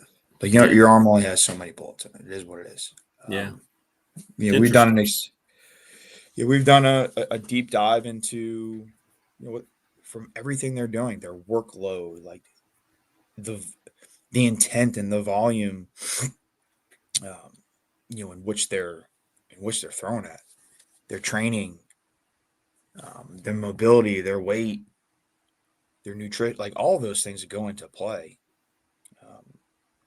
When you're evaluating guys and they're getting hurt and they're having issues, right? But I don't think there's an exact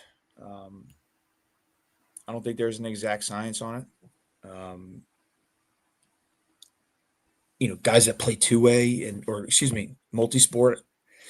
Yeah, I mean, there's been guys that have played football and basketball and have had to get Tommy John, and there are guys that have been baseball-only guys that have never had to get Tommy John. So it's a lot of it is individually based on who it is. But feels like it. It does feel like it, isn't it? Just it just feels like as an individual, how your body adapts as you go along. And there's a lot of different factors for each person, and there's a lot of things that go into play. I mean, but I would say those are the main points of it.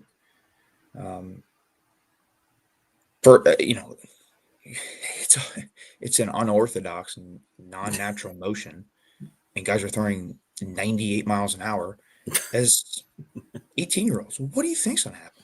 Yeah, makes sense. So that's where I think the coach's responsibility comes into play. Right. Don't throw as much. Yeah, I'm with you. Well, brother, listen, I appreciate you jumping on, man. People come out to Williams Field tonight. It's going to be a gorgeous evening. I mean, the sun is going to be out, and you got Roanoke coming up here. It's going to be 2 games. I mean, fun. I mean, teams are going to be out there competing, but it's going to be a fun night. So it's awesome. Yeah, it'll be a great night. Awesome. We'll have a good time. Hope to see everybody, and appreciate you having me on, buddy. Always, brother. Congratulations on everything, man. Looking forward to this new year coming up. It's going to be a special season. Yep. Absolutely. Thanks, man. Rick. Appreciate Later, you, brother. Take care, man. There you go. Alex Guerra. There you go. Answering your question for you. I know we had a lot of people wondering about that because you may be coaching. You may have a child, a son out there throwing, and they've had our problem. I heard from a lot of people sending me private messages about that. So good stuff. Mike Ashley going to join us, and then Jen will join us with our picks coming up. We want to take the time to thank all of our sponsors while we have this moment. First of all, we want to thank Professional Door Incorporated, sponsor of our text line, 540-391-0788. They've been in business for 38 years, family owned and operated. He's the second generation. His dad started it. Route 100 right across from New River Community College. Garage doors better than anybody, residential and commercial. They even got the Walmart deal. They're so good at what they do. So go see them. Don't waste around. Thanks to Larry Ramsey, National Bank member FDIC, exclusive banking partner BDST, also sponsor the 4th and Goal Show, as does Travis and Professional Door. That comes your way at 8:30, right after the show today. Ryan Pry, the attorney, our BDST fan question of the week. And many of you do not think Philip Montgomery should be the coach going forward. That was our question. More no's, a lot more no's than yeses. Thanks to Charles Lee, Little River Heating and Air, 1095 Radford Street in Christiansburg, for all that they do and have done here for me personally. We had Jonathan Sweet on yesterday. This show every day, presented by Pulaski County Sports and Entertainment. Jonathan was terrific, telling you about everything, the mindset, run through a wall for that guy. I told you you'd be impressed, and I got a lot of reaction, ton of reaction from people along those lines. You thank Louise Baker, she brings you Mike Burnip each and every Tuesday.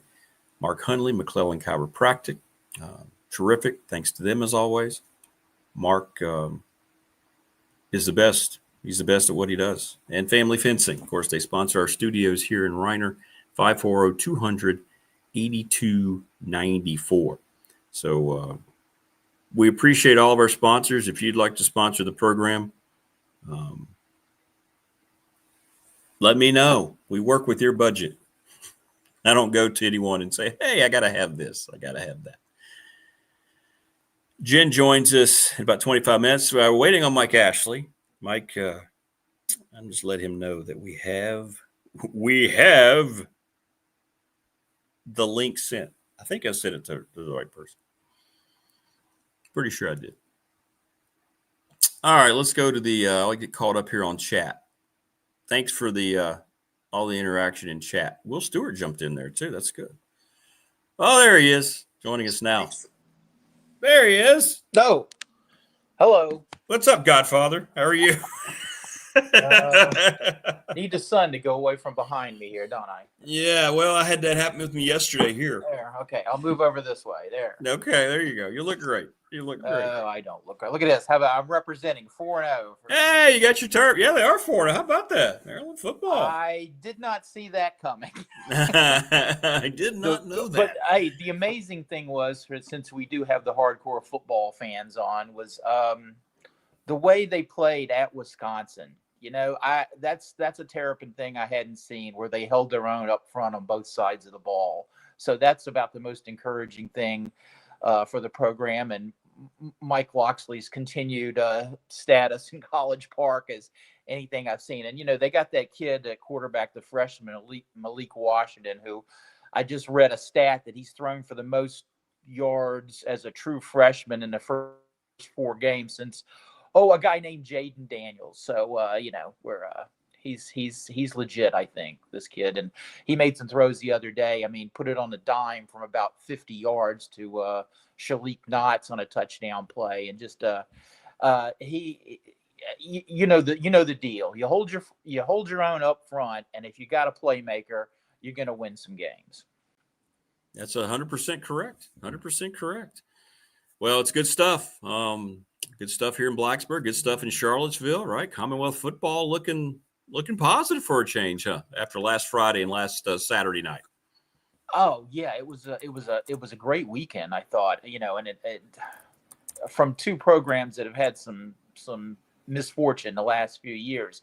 And I always remember back, you know, I was coming of age as a guy that started to know a little about what was going on back in the 80s, and Coach Dooley had got it rolling a little bit at Virginia Tech, and then George Welsh came along at UVA, and I really do think the fortunes of those 2 programs are kind of interrelated, because it just drives up interest around our region, and you know, both teams want to be good enough to beat the other team, which hasn't been true in a long time, and you know, the rising tide raises all ships, they say, and I do believe that. I think Tech would be better if UVA were a little bit better too, because it just ups the level of competition in the state. And I know that's different, but you know, for me, kind of I always watched it. It's like the federal government. I need the things to balance out. I can't have one program up here and one program down here. You know, it's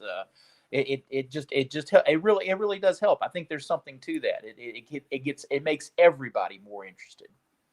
Yeah, the Virginia game can't even be looked at as a rivalry the last 20 years. It's been so dominated. So I agree with you. I know neither fan base wants to hear that. Tech fan loves the fact UVA's been down and they've been able to beat up on them, but it does take away from the other program, its own program. I think there's a lot to that. I really do. It's that old saying, if that's like a rivalry, like a hammer and a nail. Yeah. A rival. So yeah, it's not been good. But yeah, historically, and UVA's got better uniforms this year, looks to me like too. They're doing a little bit better with their color schemes, not going crazy. I did last week the field storm. I didn't see any security all around that field. No. Which is I guess been, you know, a traditionally like their defense too. So, but yeah, it looked like there's so many fans stormed on there so fast. Oh. It looks like there was a half-price khakis at Banana Republic. People were running so fast. I mean, as soon as the 4th down pass didn't connect, the ball hadn't even hit the ground, and they were out there, and the end zone was engulfed. Yeah. Time some of those kids into 40. You might want to walk them on this spring. Mike Ashley joining us on the program. So I revealed some numbers. I think college football, the game's quality has been, I mean, we all been fretting, and none of us like what's going on, obviously, with the NIL and the money, but the quality of games have been pretty good. I get drawn in. I mean, college football as a product is pretty strong here in 2025, and games are up 21% across the board in terms of TV viewing. Mike, I don't know what you think, but I'm watching. It's kind of a leveling off and kind of a unexpected way of the talent. I don't know what it is. It has to have a lot to do with the portal, but college football, the games are really good right now. Oh yeah. You look, and part of it's my current situation, easing into more comfortable retirement, where I'm not doing anything most of the time. Not doing a thing. I have watched more college football this year than I think any other time. And you're just the way you can pick and choose. It seems like if you're willing to pay for the major packages, the ACC package and the Big Ten package, which I keep the Big Ten because I am interested in Maryland because I covered them for 20 some years. So I do like to follow, and it's just there's the natural geographic rivals like Washington coming to Maryland this week. Not Washington D.C. The state of Washington is coming there with the big football game this week, and next week they're at UCLA for Pete's sake. So, but it's interesting. I mean, if you'd told any Maryland fan they'd have a schedule like that, what's not to love if you do like to go see college football. And I think there's been I know you've debated this. There has been a little bit of a renaissance in the ACC, and now firmly established as an underdog to the other leagues. I think all of us enjoy any triumphs around the ACC that they get, and I do sense that they're coming back a little bit. It's kind of funny with some of the traditional powers down, and you can kind of see the cycles that have come along. That Florida State was sort of back till UVA had something to say about it, and what Georgia Tech has done this year so far. It's really been an interesting season, even if you just look in our region, And then conversely, the NFL bores me to tears. I don't think the quality of games are very good. It's gotten so cookie cutter, the flags. I mean, the Bronco game the other night, there were 27 flags thrown. Troy Aikman, who I know you adore, he was the last Super Bowl winning quarterback for your franchise, said, I don't even know why people watch the game. He got a lot of play on that. He goes, the product is so bad. You can't have the game run like this. I mean, it's just, and the game's not good, but yet the ratings are averaging 20.7 million views every broadcast, so they're not going to change anything. But the NFL, to me, seems to be coming way down, and in college football seems to be going up. Yes, and you can really just wait and tune in the last 4 minutes of a game, can't you? Because they're all in the same way. Somebody's going to have the ball last and drive for a game tying or game winning field goal, and it's the game style is cookie cutter, and I don't know. It doesn't have the personality. It's boring. It's boring football. Right. I'm gonna talk about that when you give me my own free reign here in a few minutes. Well, I want to get into. I've been waiting for the cue. So, what do you think, ladies and gentlemen? Open mic. See, that means two things. It means this, and it means that guy. My gosh. Well, and I used to do open mic Wednesdays in Roanoke at the comedy club. Stand-up comedy, Mike. The toughest thing in the world to do. I don't know how in the world you did that. That's awesome. Because I watched for so long and was the shy fat guy and just didn't want to get up there, and then finally I did it, and it was a lot of fun, and I got more than my 15 minutes of fame thanks to the fact that I already worked in the media. So when the media found out I was doing this, I was on Channel 10 with the feature. Yeah, Jack Bogacik did a story on me in the Roanoke Times, and suddenly I launched there, and that was good and bad in some ways, but mostly good. And as I tell people, I can never ever go back and do stand-up comedy because people remember me as so much funnier than I actually was. So 2 drink minimum, y'all. And I know we can't do this here at breakfast, so let's start the first open mic. Okay, first open mic with Mike Ashley starts now.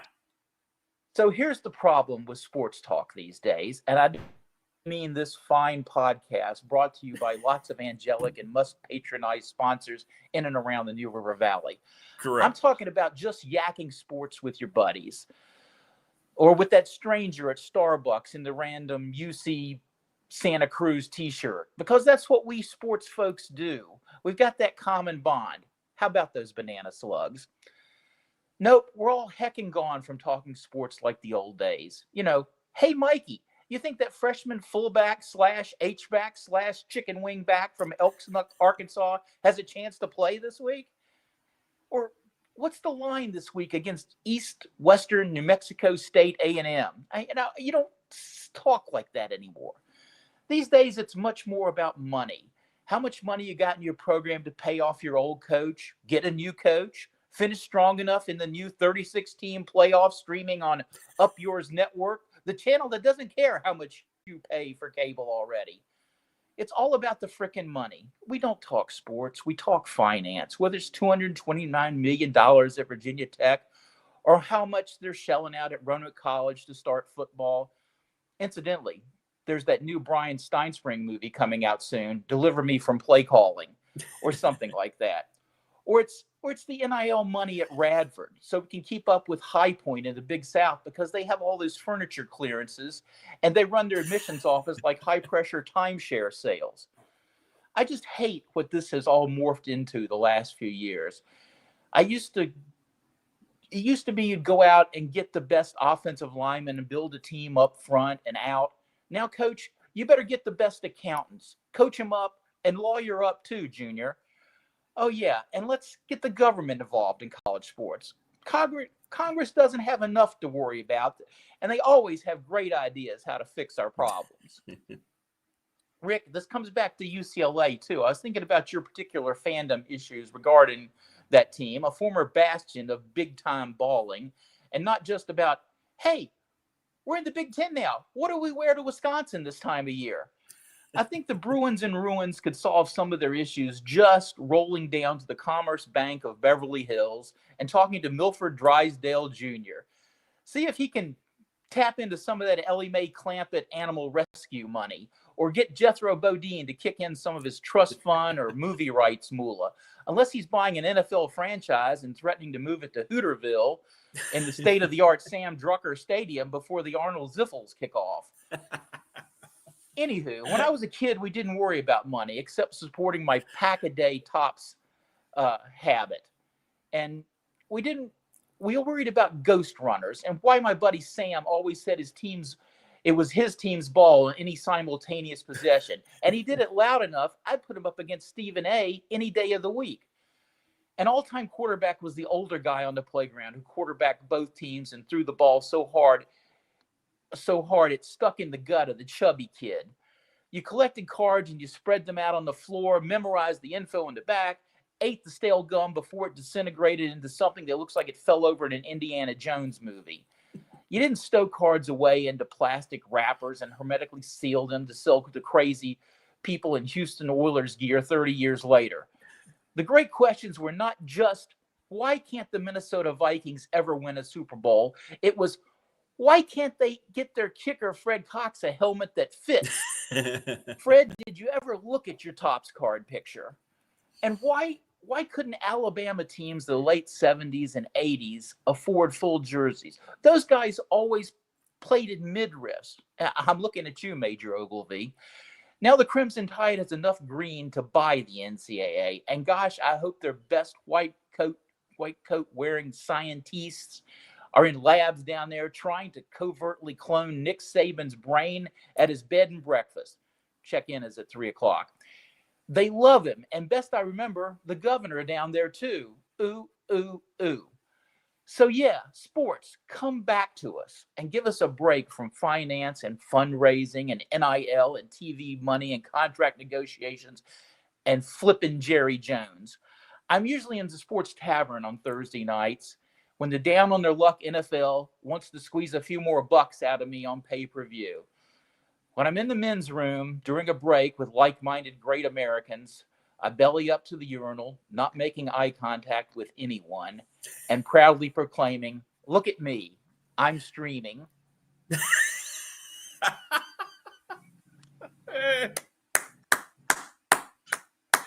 Bravo, bravo, bravo. Thank you. Hey, Pete, make me go viral, okay?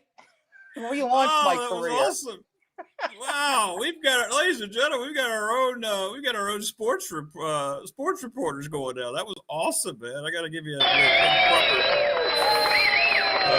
There we go. Thank you. It's nice to have a forum. Here.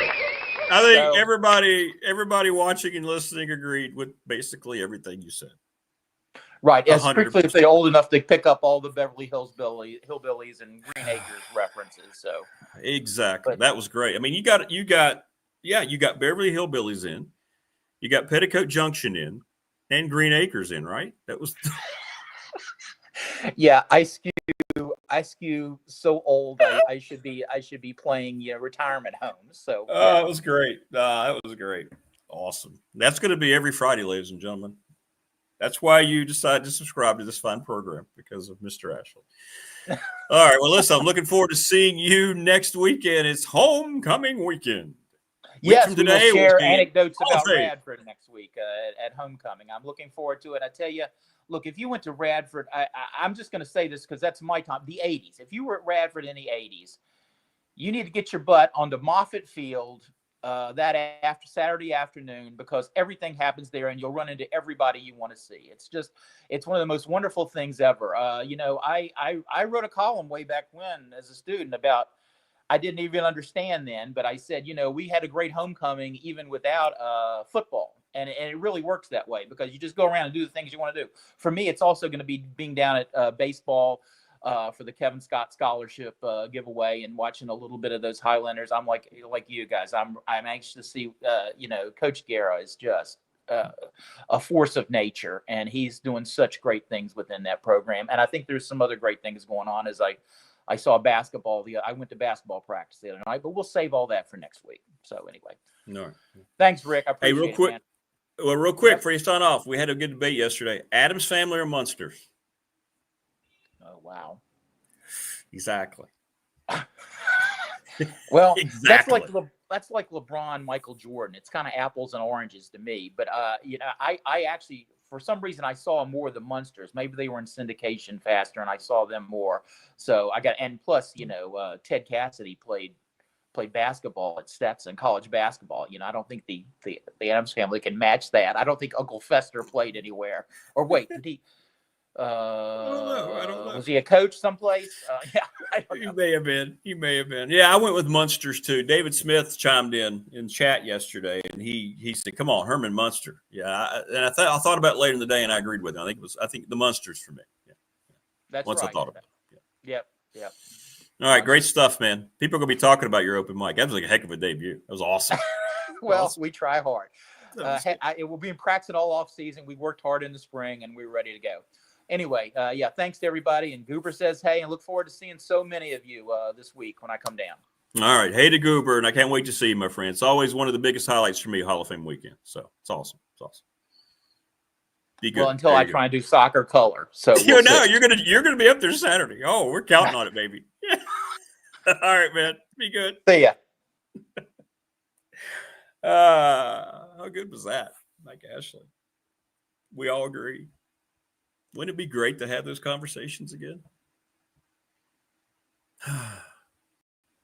Nah, can't do that anymore. Or people won't do that anymore. Jen the Gamecock Girl is going to join us coming up here. People in chat love that. Yeah, it was good. That was really good. So Mike did that, and that's the way he writes. That's the way he is. It's the way he is. Oops, I'm sorry, Mike. I didn't mean to put you back up there. I don't know why I did that. I hit the wrong button. There we go. So that was great.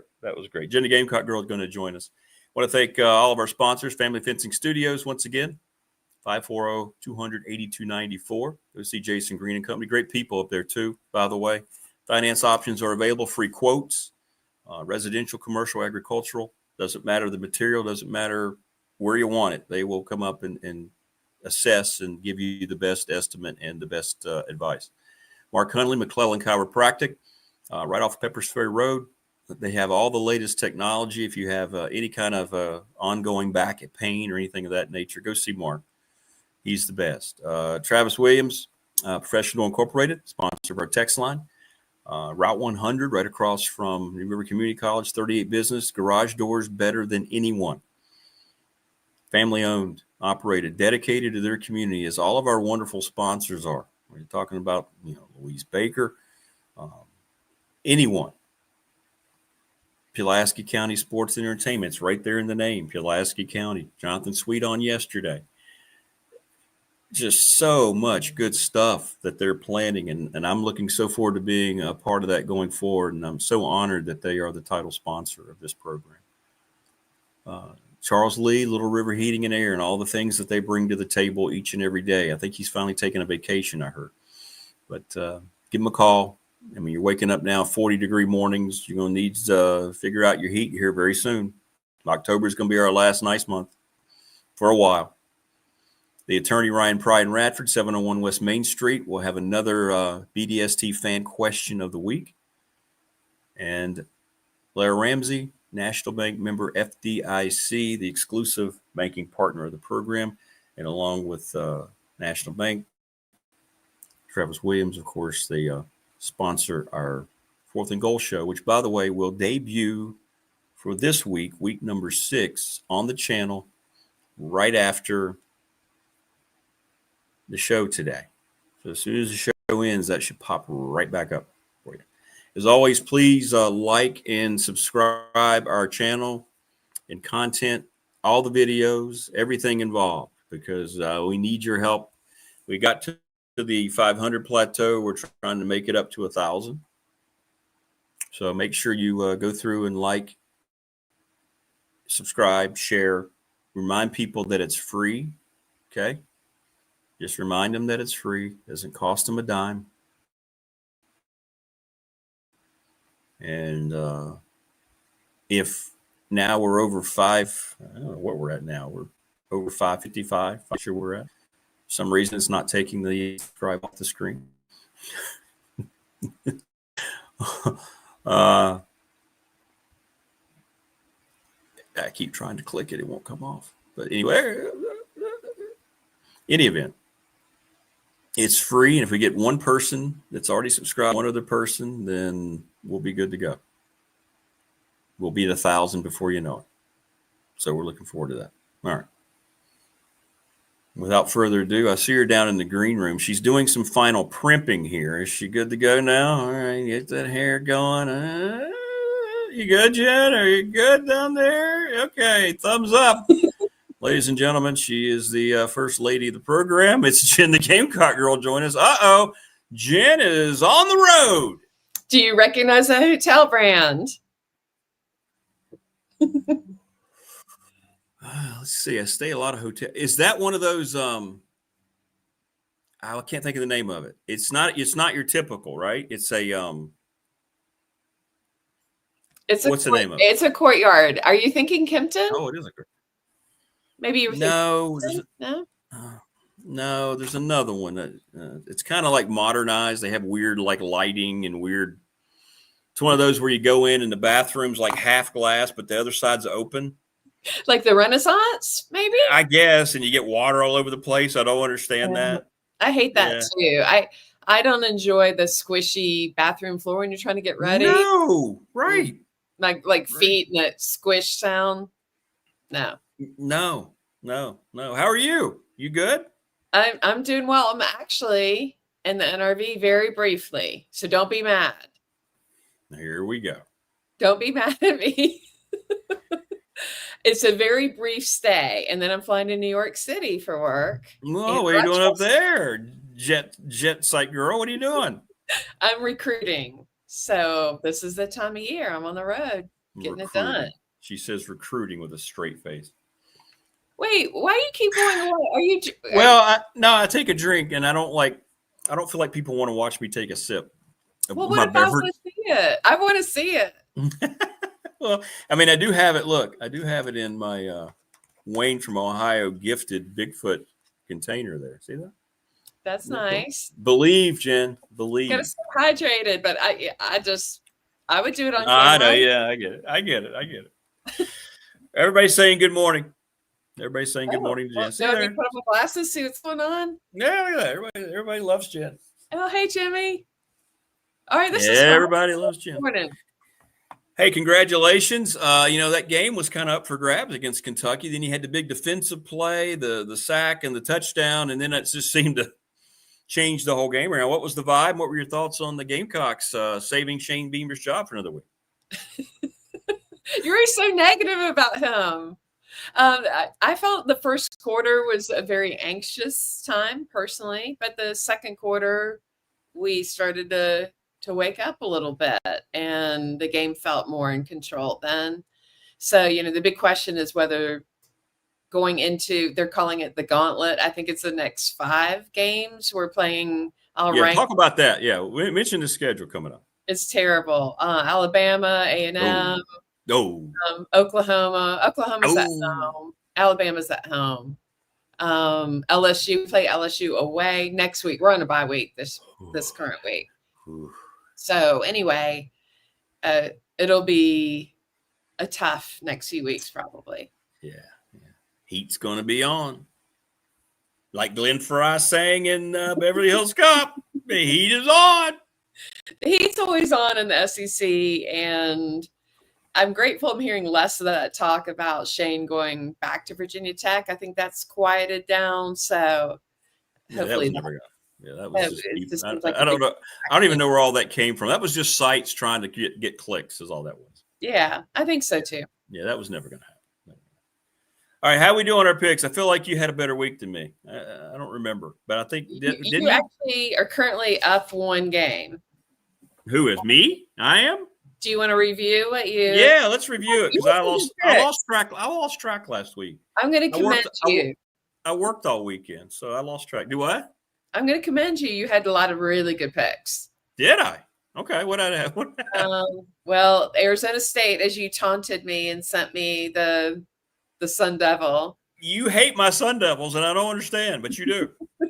I do have a little problem with them. Not a big problem, little problem. I had Arkansas. Oh, I'm sorry. I had Notre Dame. You had Arkansas. You had. Boy, I lost that one, and you cost your boyfriend your job. Woo! That's it. He's out of there. No car rides with Jim. Well, now maybe he has more time for the car rides with Jim. Maybe you don't want him now because his status is down a little bit. But he's got a lot of money coming. I'd still do a road trip with him, see what's going on. Okay. Louisville, Pitt. I believe you had Pitt and I had Louisville. No, the reverse. I had Louisville. Correct. Louisville. Try to say it properly. So I got that one right. You did. So, right. Okay. So you're already up 1 game and so far. And just last week, I had Iowa State. You had Arizona. So now we're back even. You did pick Oregon, which was a great pick. I had Penn State. So that's how you were up 1 last week and up 1 on the year. Did you see Dan Mullen? Did you see why am I not remembering Oregon's head coach's name? The former Dan Lanning. Mm-hmm. Did you see him break down into tears in the post? Something didn't seem right with him. Have you seen the conjecture about what's going on with him? Drugs? There's some conjecture that something weird is happening. No, everybody says he's.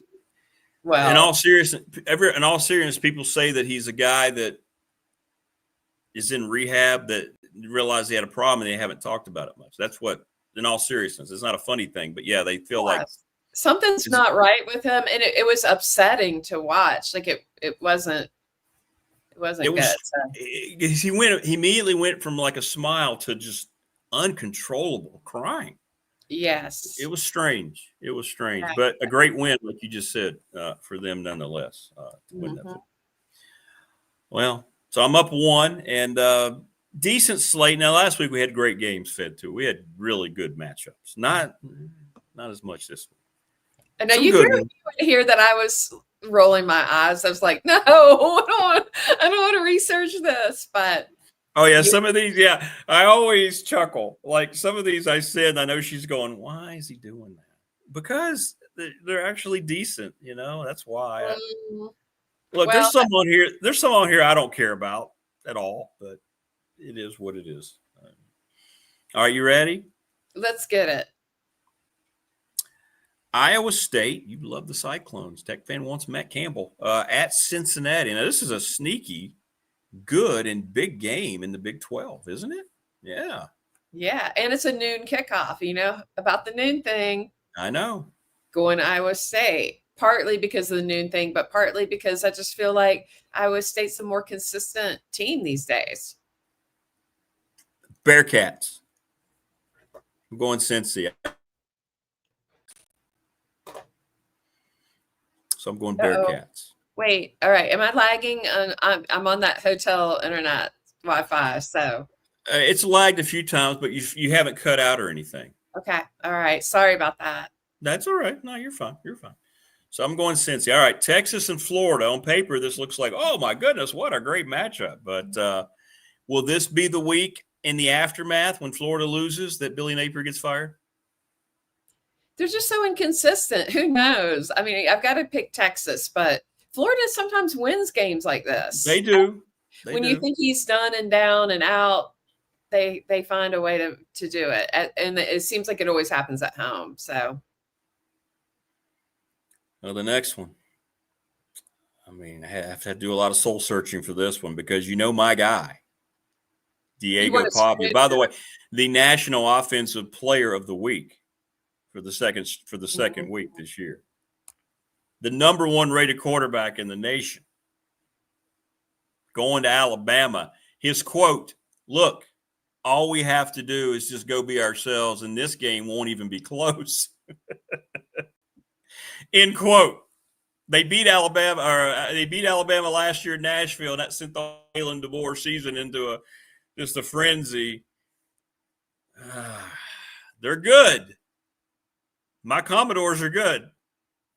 But things I never thought I'd hear you say, my Commodores. I never thought I'd hear that in my entire lifetime. My Pavians are very good. You always have a quarterback boyfriend every season. He's clearly the guy this year. No, there's no question. My favorite player in all college football. He and Haynes King are my 2 favorite college football players. Mm-hmm. I can't see him winning this game. Alabama made a huge statement between the hedges last week. I mean, Kalen DeBoer needed that as much as any coach in the country. I don't see them going home. And they remember last year. They remember how Vanderbilt celebrated. Anybody who was there, they rubbed that win in. Fans down there are going to be relentless. The Alabama Mafia is going to be relentless. As much as my guy, I want him to succeed. I don't see that happening Saturday. I agree. I just think it's too big of a challenge. But what's the line on this game? It's pretty big, right? Vegas is obviously backing Bama in it. I want to say it's 15 or huge. Yeah. Or is it 13? 13. Let me give you an update. Yeah, they probably updated it this morning. So let me look here. Oh, you know what? It's come down. It's 11.5. Still big. Still a big number. All right. And to your point about the Texas game, this is why Jen is Jen. It's only a 5-point spread. Texas is only a 5-point favorite down there. So there you go. But we're both going Bama, right? Correct. Okay. Have to go Bama. Have to. We don't want to. We have to. No, I want to. I want to go Vanderbilt, but I'm not going to. How come you never picked a big sloppy O lineman as your boyfriend of the year? You always picked like the cute quarterback. Well, I don't think he's cute. I think, well, he plays like a line. He plays like a defensive player. He's got a lot to him more than just being a quarterback. Okay. I mean, he's a football player. He's a football player. If John Madden were around, he would love Diego Pavia. Okay. I feel like you should have a challenge to pick a 300+ pound player also is your favorite, and not just favor the guys that get all the love. I mean, those big boys, we call them biggins down south. Biggins. They're working hard too, and they deserve your love and attention. So I'm not saying they don't. I mean, I've never argued that otherwise, but it's all about Diego.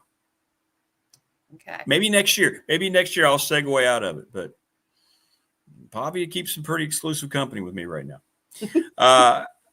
Big game. In-state Virginia, what they did at Florida State was massive. Tony Elliott, great story. Going to Louisville, take on the Cardinals. Road test right after a big home win. What do you think about the Cavs in this game? It's hard to tell how they're going to respond to that kind of win. I just don't know. And UVA is only one, or they've only had, I think, one road game, right? And they lost at NC State. So I don't know. I just don't know if they have enough poise to handle the week after, something like that. And Louisville's not a bad team. So I'm going to go with Louisville at home. I'm going with the Cavs. Okay. I love the Morris kid. I like the way they run the football. More than anything else, I like the way they run the football. They can really control a game. You talk about going out and investing correctly in offensive talent. Now, their defense isn't great, but Louisville fell behind 17-0 last week against Pitt, got off to a terrible start. I watched some of that game. We'll see. I thought JMU was better than Louisville. Louisville and JMU gave that game away. So we'll see. Okay. Well, that's insight I did not have. So this is why you're the big dog and I'm not. Did you watch that JMU? JMU was better. They just kept turning it over in the fourth quarter. But all right. Miami and Florida State. Remember when this game used to mean everything? Right? It was Jimmy Johnson, Bobby Bowden, Larry Coker, Bobby Bowden, just Bobby Bowden. Didn't matter who. This game used to be everything, and now, yeah. I don't know. It's pretty exciting this time. No? Yeah. You revved up? Yeah. I'm revved. Yeah. You'll watch it. You'll get excited about it. Well, I get home. I have to work, but I'll get home to see most of the second half. Yeah. Yeah. Well, Miami has a bye. I like that a lot. I'm going to go Miami, I think. But I've been back and forth on this thing all week, ever since you sent me the picks. I know. I don't believe in Miami at all. I never have recently. I'm going to go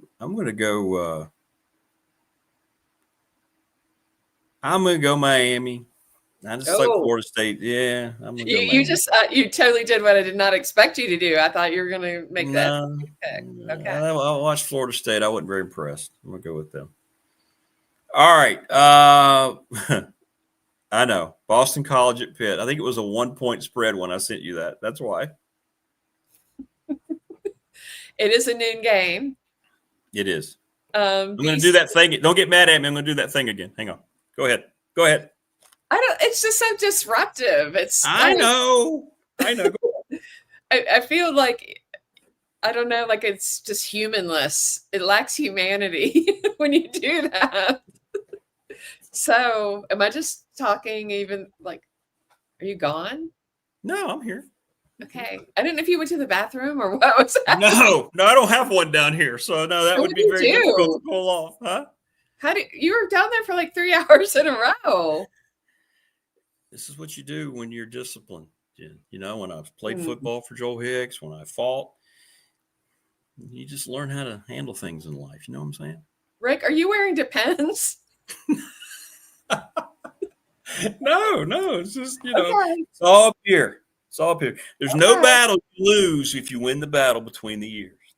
I mean, Dion is making Depends cool for men. Like, I appreciate his candor. So is he really? Yeah, he's talked very publicly about that. So if you need to do that to get 3 hours, I guess. No, I'm good. Okay, sorry. Are we on BC and Pitt? Yeah, I'm going with Pittsburgh at home. Okay, same. Here we go. It's intriguing because they both aren't very good. Clemson, Phil Steele had them going to the national championship. That ain't happening at North Carolina. So every time you and I miss a game, the godfather of college football, Phil Steele, had Clemson playing the national title game. So there you go. That's true. That does make me feel better, actually. Thank you. Makes me feel better too. Yeah. I think Clemson, but I don't think they're going to win by 14. And the line right now is Clemson by 14. I just can't imagine that. But UNC's pretty bad. So I don't know. But Clemson to win. We're coming off of our bye week. Jordan and I spent some time in Nantucket. We had a great time. The morning we spent out as the sun was rising and we were grabbing seashells together. The breeze caught her perfume. And when I caught up to the fragrance, I knew strawberries. It was her. It makes me feel so uncomfortable. I just can't imagine her. It's creepy. We came up with officially creepy, and it's creepy. I can't imagine being with him in that way. Sorry, I'm just going to put it that way. Clemson. Yes, Clemson. Clemson. All right. Clemson. I finally learned how to say it right, thanks to you. Clemson. Duke in California. 2-point spread. That's why it's on here. Plus, I really enjoyed watching Duke last week. Now, I know I may have missed that pick too, right? I had Syracuse. Or did we pick that one? No, we didn't pick that one. We didn't have that one. I'm going Duke to win at Berkeley because it's California and they don't care about football in California.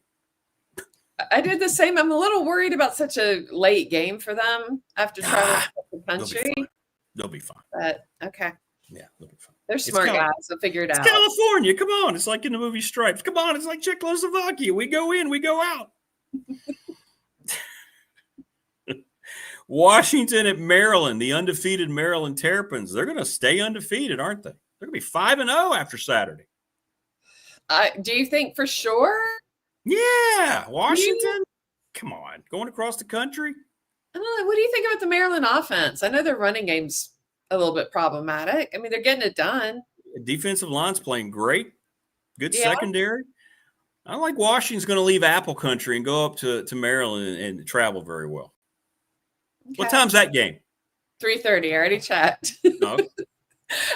Yeah, I got Maryland, but I did have some reservation in picking Maryland. But I'm going to pick Maryland. Michigan State at Nebraska. This used to be a game that if you had this game on, it'd be one of the top 5 games of the day. Yeah, not so much anymore. But two traditional powers, Big Ten now. Big Ten comrades. Who you got? I have Nebraska.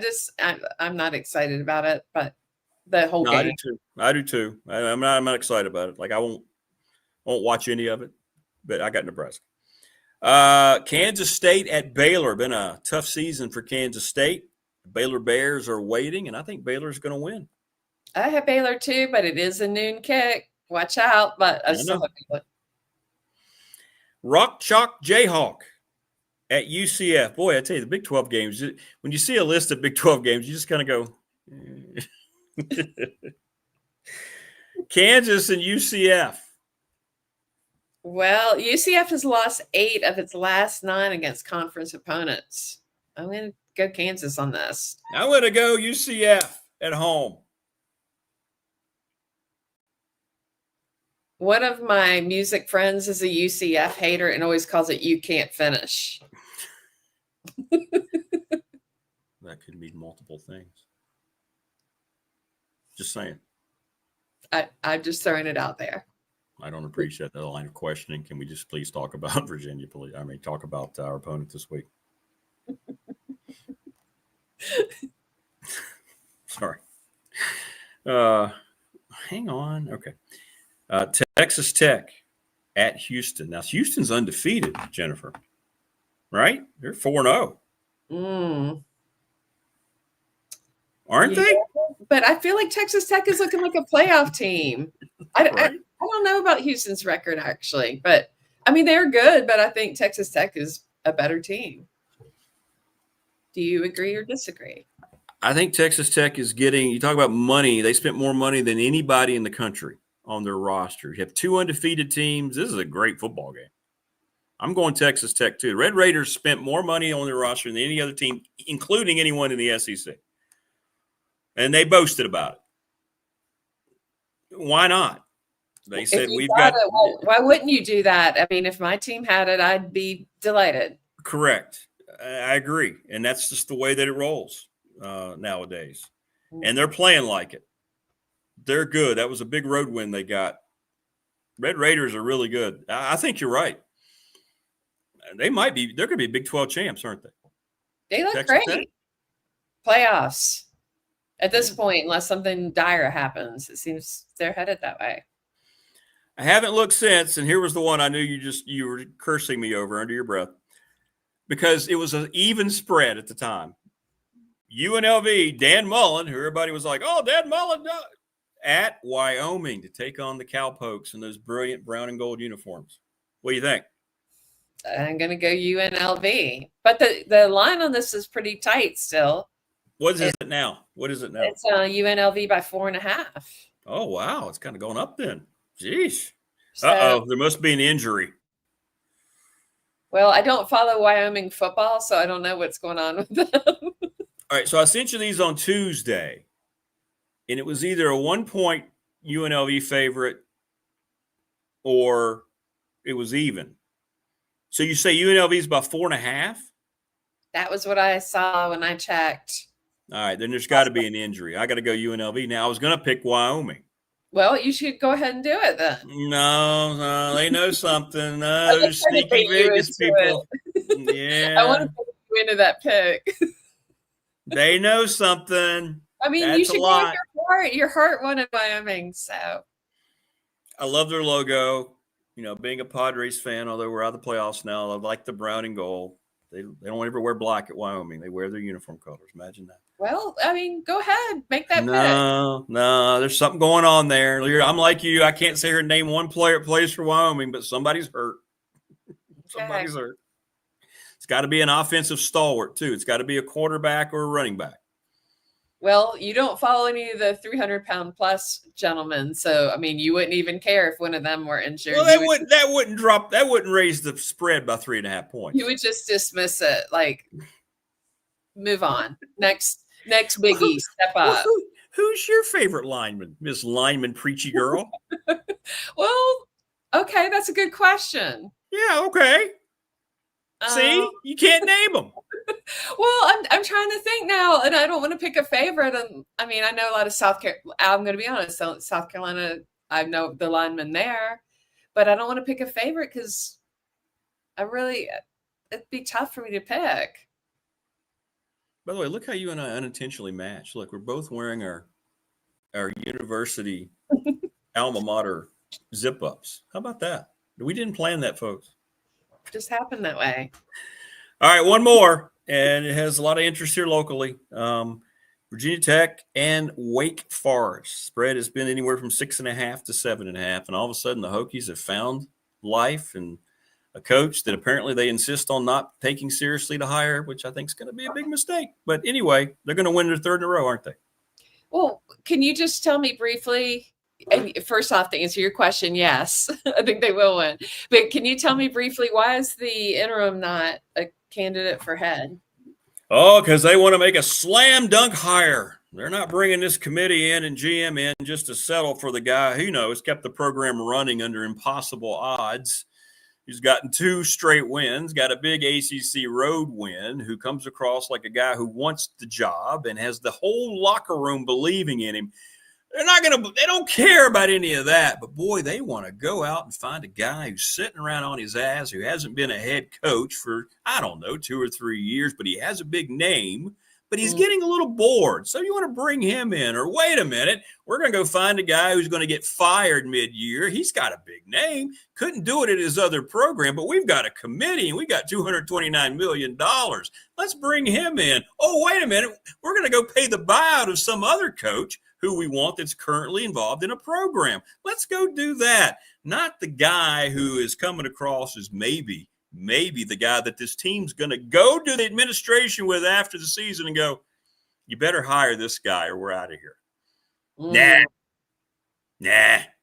Don't even want to entertain the idea of it. It's what I'm being told. Okay. Well, that's good feedback. Thank you for explaining that to me. He has my vote. He has my vote. How's that? If I had any say in it, if I were on that committee, I would already cast my vote. But anyway, we'll see. It's only been 2 games. That's the fair part of the argument.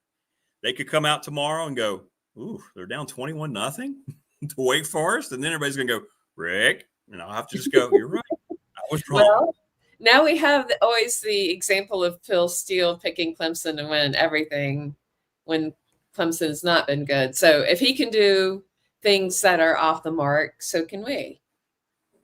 Correct. See, Will said that's pretty much it, Rick, regarding Philip Montgomery. Wait, did he post? Okay. Oh, yeah. See there? If Will says it's correct, I just rambled it. Yeah. All I know is the people I pay attention to are people like Dwight Vick, who say, you know what, as a player, when he heard that from the players, how they respond, how they're talking, their genuine enthusiasm, how they got him involved in the celebration, wanted him to lead the cheer. That's a locker room that he has fused together in 2 weeks. They all said it. We're as down as we've ever been as football players when Brent Pry was fired. We didn't know what was going to happen. We didn't even want to come to practice. And then this guy has gone out and gone 2-0. And he's not going to be considered. If he goes to a bowl game, he's not going to be considered for the job. Okay. And what happens if one of these schools that do need a coach, what if they want to say, you know what? He did a hell of a job there. Why don't we hire him?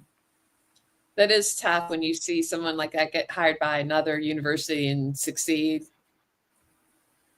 Correct. Right? Mm-hmm. It's just, did you see Teen Wolf? I did not. But I'm very curious how this is going to tie in. Did you see the original Teen Wolf, the Michael J. Fox, when he turns into the wolf?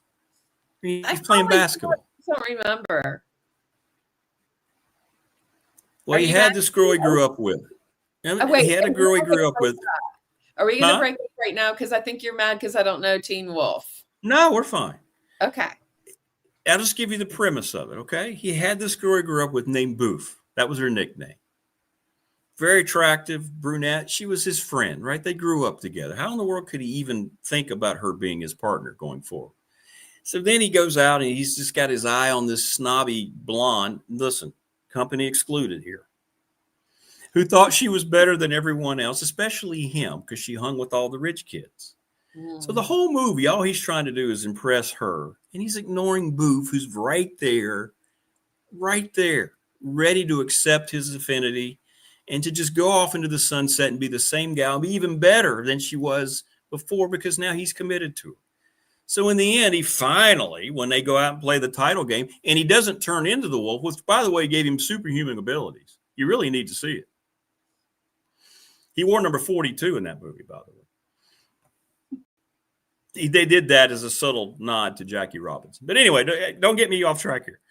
So in the end, he ends up with Boof. The blonde comes to him at the end, right? Because they won the game. And the guy she was with was on the other team, and everybody hates him now because he's a jerk. So she tries to make time with Michael J. Fox. He just brushes her aside, and Boof's standing right there with her arm in the air, gives him a big hug and kiss, and they live happily ever after. She accepted the wolf. Is that going to be Philip Montgomery in Virginia Tech? They're going to ignore Boof? Go after the blonde who doesn't really think much about tech now, but how much money are you going to throw at them? Then all of a sudden, they're Hokies for life. There's lessons to be learned in Teen Wolf, Jen. That's my whole point. That was an excellent sermon. Thank you. Excellent. That's right, Paul. And he doesn't turn into the wolf, but he goes in to try to get alcohol illegally, right? And he kind of gets this wolf glare on his face and his voice, and he goes, "Give me a keg of beer," because the guy wasn't going to give it to him. He's like, "Okay." I mean, you're going to have to see Teen Wolf. I don't know why you have. Don't ever watch Teen Wolf 2, because that didn't happen. That was like Rocky 5. Okay. Maybe in my travels, I'll have a little downtime on the plane. Maybe that's a good time. Yeah. All right. Well, thank you as always. We'll see how we do. Safe travels. You're going straight from there to New York, or you're going to be you're in the NRV, then you're going straight to New York? Correct. And then to Rochester, New York. And then from Rochester back to Columbia. Okay. All right. Well, safe travels as always. Well, I'll be on the road when we talk next. So I'm trying to remember where I am. He's probably going to Vegas. Maybe West Palm Beach. Maybe Orlando. I've got to chat. I'll be on the road for a little bit. Yeah. Okay. All right. Well, keep me posted, and we'll wherever you are next week. I hope your hotel internet's better. Thank you. I'll check on it. I'll try to do a little test before I see it. All right. Be good. Keep track for us. We'll see how we do. Okay, darling. Have a good weekend. Thank you. All right. You too. You too. Stay safe. There you go. Jen the Gamecock Girl. Great stuff as always. Yeah, that didn't save it, Wayne. No. That's one of those things that's probably sounded like a good idea, but in retrospect, it wasn't. All right. Good stuff. Thanks to all of our guests today. Thanks to Will Stewart, Alex Guerra, Mike Ashley. How good was open mic? Jen the Gamecock Girl. Please go back, as you do, by the way. One of the main metrics we're hitting are people going back and rewatching for over 2 hours. Thank you. Thank you. Phil Amazian will be here on Monday. Jermaine Farrell. Seems like something else is happening on Monday. I'll let you know. But please share, tell people, get people to subscribe. It's free. We're heading to 600 already. One person gets one other person to do it. We'll hit 1,000. Then I'm good for a few years here. Thanks to everyone. We had a great week. It was a lot of fun. Thanks to all of our guests, all of our great sponsors, which I've been talking about. And enjoy college football, high school football tonight. Go Eagles. Heading to Sparty. Go Cougars. Everybody stay safe. Enjoy the games. And we'll see you on Monday. Take care, everybody. Thanks for such a great week.